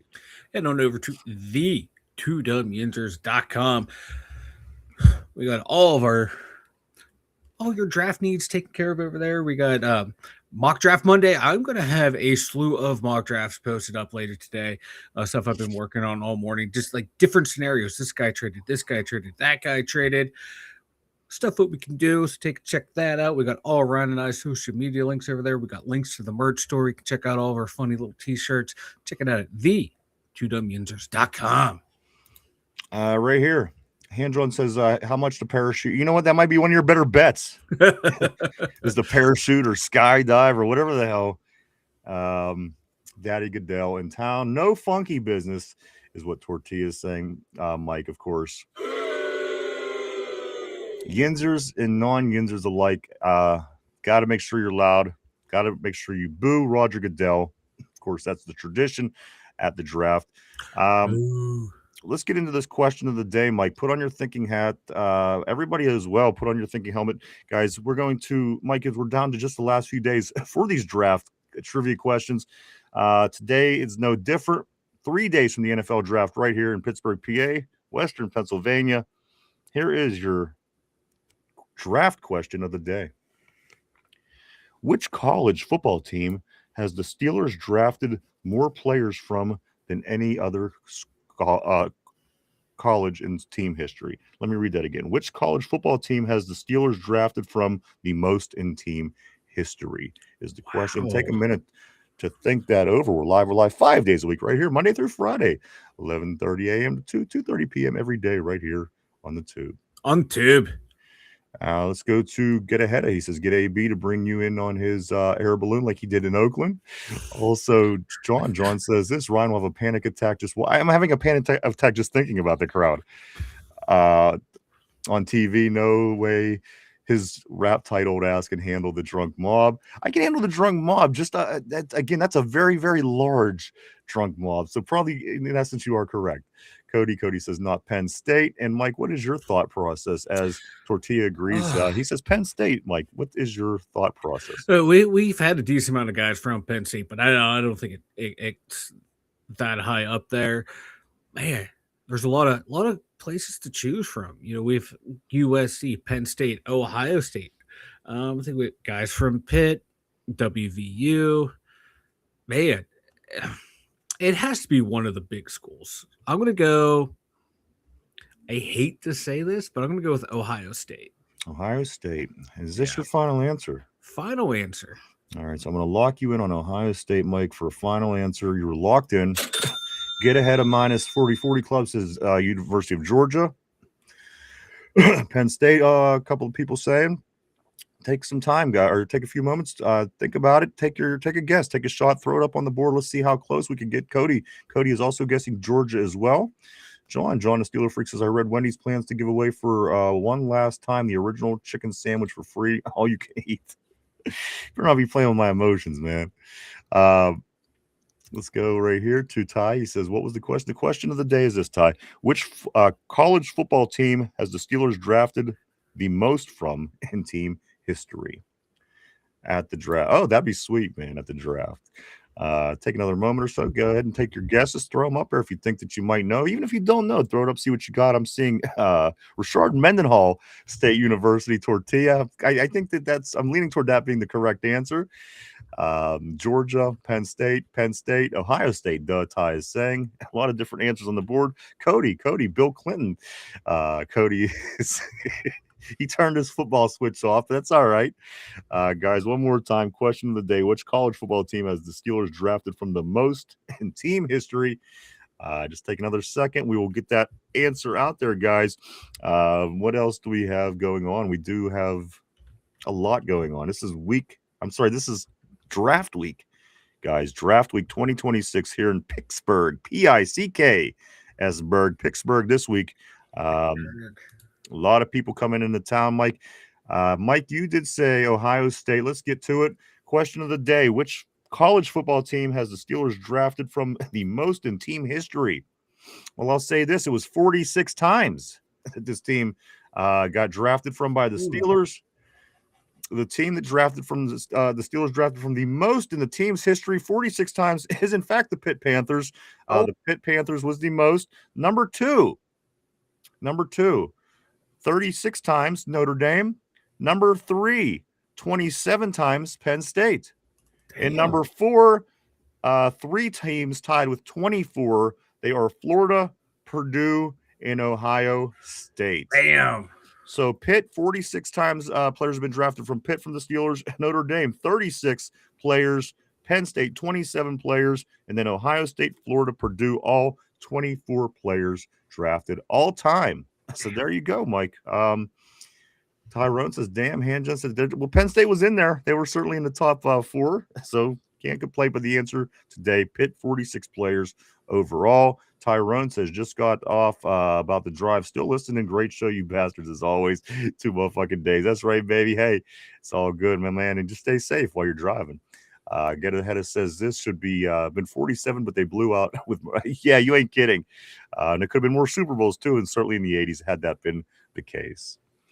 Let's see, Mike. What do we got going on? A lot of things going on. I can't even begin to describe how much is going on, especially if you love your sports and you are a love your black and gold. one sport, two sports, three sports, all of the sports here in Western PA, Mike. But tonight, the Pittsburgh Penguins, they get an opportunity to get back at those hated Philadelphia Flyers, the hated rival from across the state, tonight in Game 2 of the Stanley Cup playoffs, first round. Mike, the Penguins trying to get back and tie the series as Philadelphia wins it 3-2 on Saturday night, giving them the 1-0 edge tonight's game against Philly. Yeah, hopefully we can get off tonight. You tie this up, go into Philly, tied up. I don't want to go on the road down to 0-2. It's not a good spot to be. Man, buckle up, boys. Play your game. Don't get sucked into what the Flyers want you to do. It's not a must win, but it is a must win. Yeah, you know what I mean. It's as important as any game tonight, because as you said, you don't want to head to Philadelphia being down 0-2, which we generally play well, and Sid plays immaculate. At the end of the day, it's the present. What if this doesn't happen? What if it doesn't happen? The history means nothing. Let's get this win tonight, because again, Mike, it's not necessary, but it's going to be a big win to get if you can get it. Yeah, because if you 0-2, man, that's a deficit you don't want going on the road. Yeah, for sure. So again, guys, lots of sports going on. Our soccer team, our baseball team, our hockey team, all of our teams, Mike, looking good right now. The Steelers hosting the draft in just 3 days.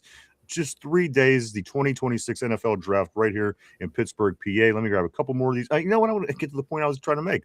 All these sports going on, Mike, it makes me drink, because at the end of the day, it doesn't always go the way that you want. Sports don't.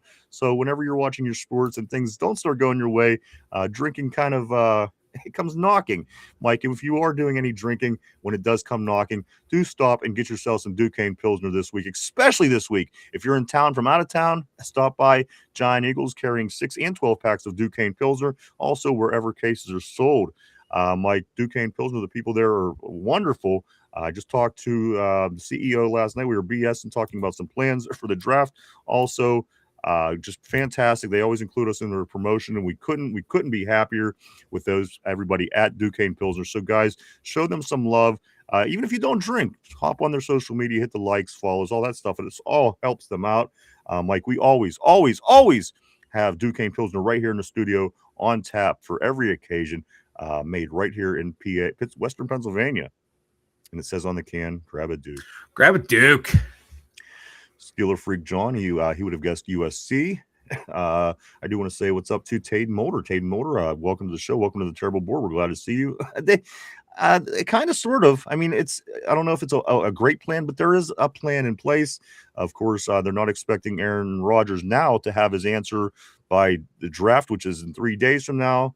And they are calling Will Howard quarterback number 1 at the moment as the bonus mini camp does start up. So as of right now, that's what we're working with. Let's take a look at how this week plays out, at what the draft looks like, and then we'll get, there's not really much more we could say about the quarterback position at this point. But again, we did touch on it earlier and what they probably won't do regarding the draft. So you could always go back to the earlier part of the show, but we will continue to talk about that topic as the week does go along. Cody says this: people should be lucky I wasn't around in the 60s. I could have easily been David Koresh or Jim Jones. Well, he could have definitely been David Koresh in the 90s. I can tell you that. And but point taken. Get ahead of Clinton Torres. There it is, John Steeler Freak with the Clinton Torres.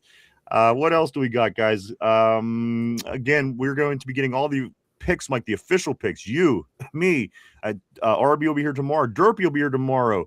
I think Chop will be calling in. I do know Finch will either be in at some point this week or he'll be calling in. But we got to get everybody's number 1 Steeler first round pick, and we're going to put it up against one another tomorrow and see how it plays out at the end of the week once we get those results. So don't let me forget that. We have to get everybody's prediction on that. I knew who I'm going with. You know who you're going with? Don't tell me. But do you know who you're going to go with for that first round pick for the Pittsburgh Steelers? No, I don't, because I have like 5 guys.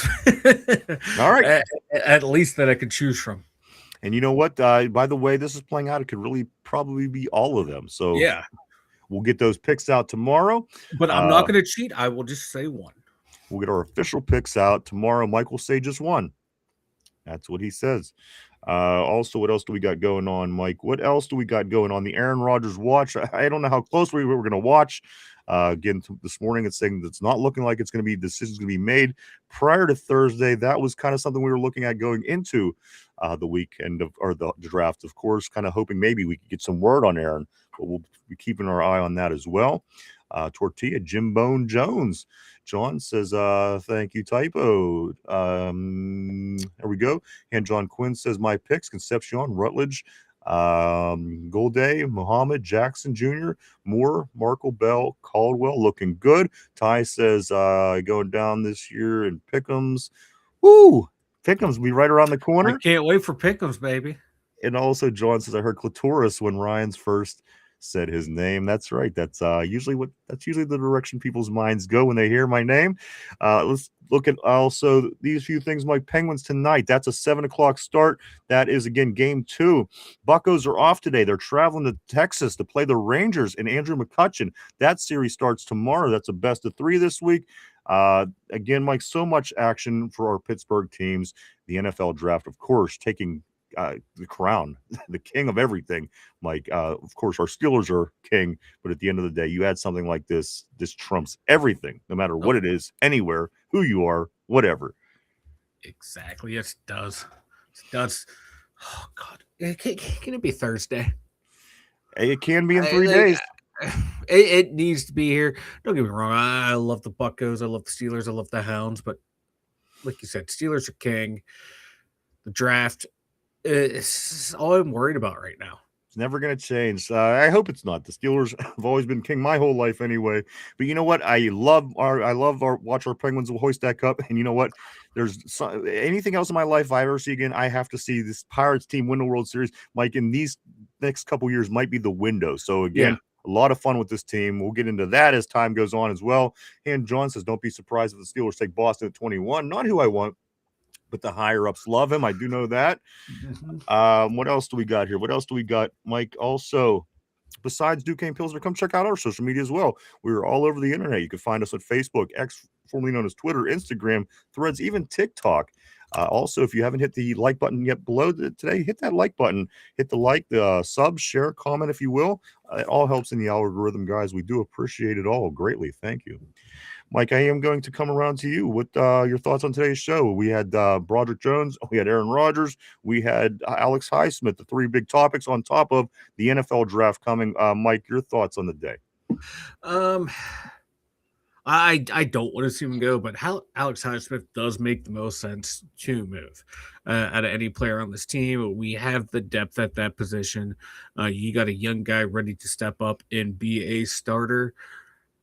If you want to make a move in this draft or next draft to have ammunition for picks next year, Alex Highsmith makes the most sense. I like what he brings to this team. I think we need all 3 edges to remain competitive this year. But the cold hard facts are, we got to extend people, and his contract's the easiest to move. So you move him. You hope Cam comes off the books next year, and Patrick Quinn contract will be off the books, so we'll have enough money to re-sign all of our free agents and make a splash in free agency as well. So if you can get a third for Alex Highsmith, take a look. You do it. If you can get a second, you definitely do it without thinking twice. One last topic of the day, Mike. I just need your comment on this because I don't know. I seen it coming in and I didn't read it, but what the hell happened with Zachariah Branch? Arrested Sunday. What's the story? Again, I know he was standing on a sidewalk. The cop told him to move. He moved and smirked while he moved. The cop said that's not far enough. Then arrested him for blocking a sidewalk. The guy was told to move. He moved. Cop didn't like his smirk, arrested him, and he got charged. Held on $39 bond. It tells me this is just a bullshit charge. Right, so we'll watch it play out. We don't know. Again, that's the first time I know the story. I have to hear multiple times from multiple sources to make my opinion, but I do appreciate it because I didn't know what happened. I do know that he did have a misdemeanor arrest Sunday. It's you always see somebody, Mike, this time of year. It was Jalen Carter a couple years ago. Remember, he was involved in a car accident that killed people. It always seems like something right before the draft comes around. Always for these young men. Let me grab a couple more of these, Mike. Han John says this tomorrow. Tomorrow, regular time will be noon. We'll be here from noon till roughly 3 o'clock tomorrow. The rest of the week. Also, we'll be doing live stream on Thursday night for night 1 of the draft. Beyond that, we'll see. We'll continue to monitor what the staff and everybody got going on and how we're able to get down into the vicinity and work that out. So a lot of stuff will be kind of filling you in as we're going along this week. Cody says, hell yeah, power to the people. Right here, Han John says, I will take work break to post to. I think they will. Okay, awesome. Yeah, for sure. Swing by at about 12:30 tomorrow. I think we'll be doing that then. I think that should be a safe time to say. Tortilla says the cop was a Florida Gators fan. The cop was a Florida Gators fan. Tortilla is saying. Again, guys, we'll be back tomorrow at our regular time to do it all over again. So much going on. I can't wait to get back, Mike. There's so much more that we can continue to go into. There's just not enough hours in the day. So we hope to see everybody back tomorrow to do it all over again. Get ready for this NFL draft. Like tomorrow, it's going to be down to 2 days, if you can believe that. Like 2 days is 48 hours. You don't get much closer than 48 hours. No, you don't. We are down to it, everybody. We are down to it. And again, we'll be back tomorrow at our regular time to do it all over again. We hope to see everybody then. I want to say thank you to everybody for coming and hanging out and checking us out today. We appreciate each and every one of you. We truly, honestly do. We wouldn't do it without you guys. Thank you so much. I want to say thank you to everybody on the Terrible board. You guys always keep things interesting here on the show. You were the lifeblood, and we couldn't be more thankful than we are for what everybody on the Terrible board does every day here on the show. And you are amazing. We praise you, believe me. And also, I do want to say this, everybody at home, maybe you're in the car, maybe you're at the gym, maybe you're at work, watching, listening, whatever the case may be. We want to thank you too. Again, we'll be back tomorrow at our regular time to get into it, Mike. This is draft week. This is what we've been waiting for a long time. The city for many years. Again, this is the first time since the late 40s. And again, it was not even the same beast that it is nowadays that the NFL draft is. So much coverage, so much to get into, Mike. This week is going to be jam-packed. We are here covering our Steelers 365 days a year, all year round. And you know what? I wouldn't change a thing about it. Steelers, what it's all about, baby. It's all about Steelers in the NFL draft right here in Pittsburgh, PA, this Thursday, just 3 days away. Sorry about that. I think that's everything, Mike. Am I forgetting anything? No, you got it all, brother. We got it all. Steeler Friend says it was a lot easier to be a serial. Am I know? You know what? It's this weather. You kind of see me kind of keep going moving to my nose, but you know what? It was 82 degrees on Saturday, and it was snowing this morning, or 82 to snowing. What the fuck is this? But anyway, I'm all runny and everything. I apologize about that.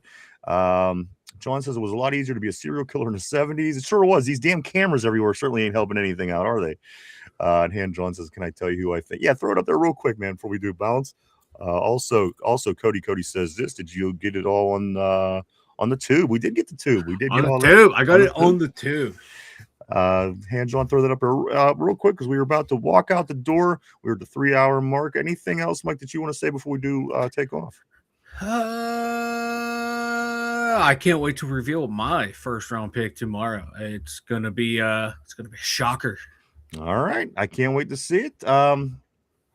We'll give each other the time that we do go off. Han John, I do want to let you know that we are again walking out the door.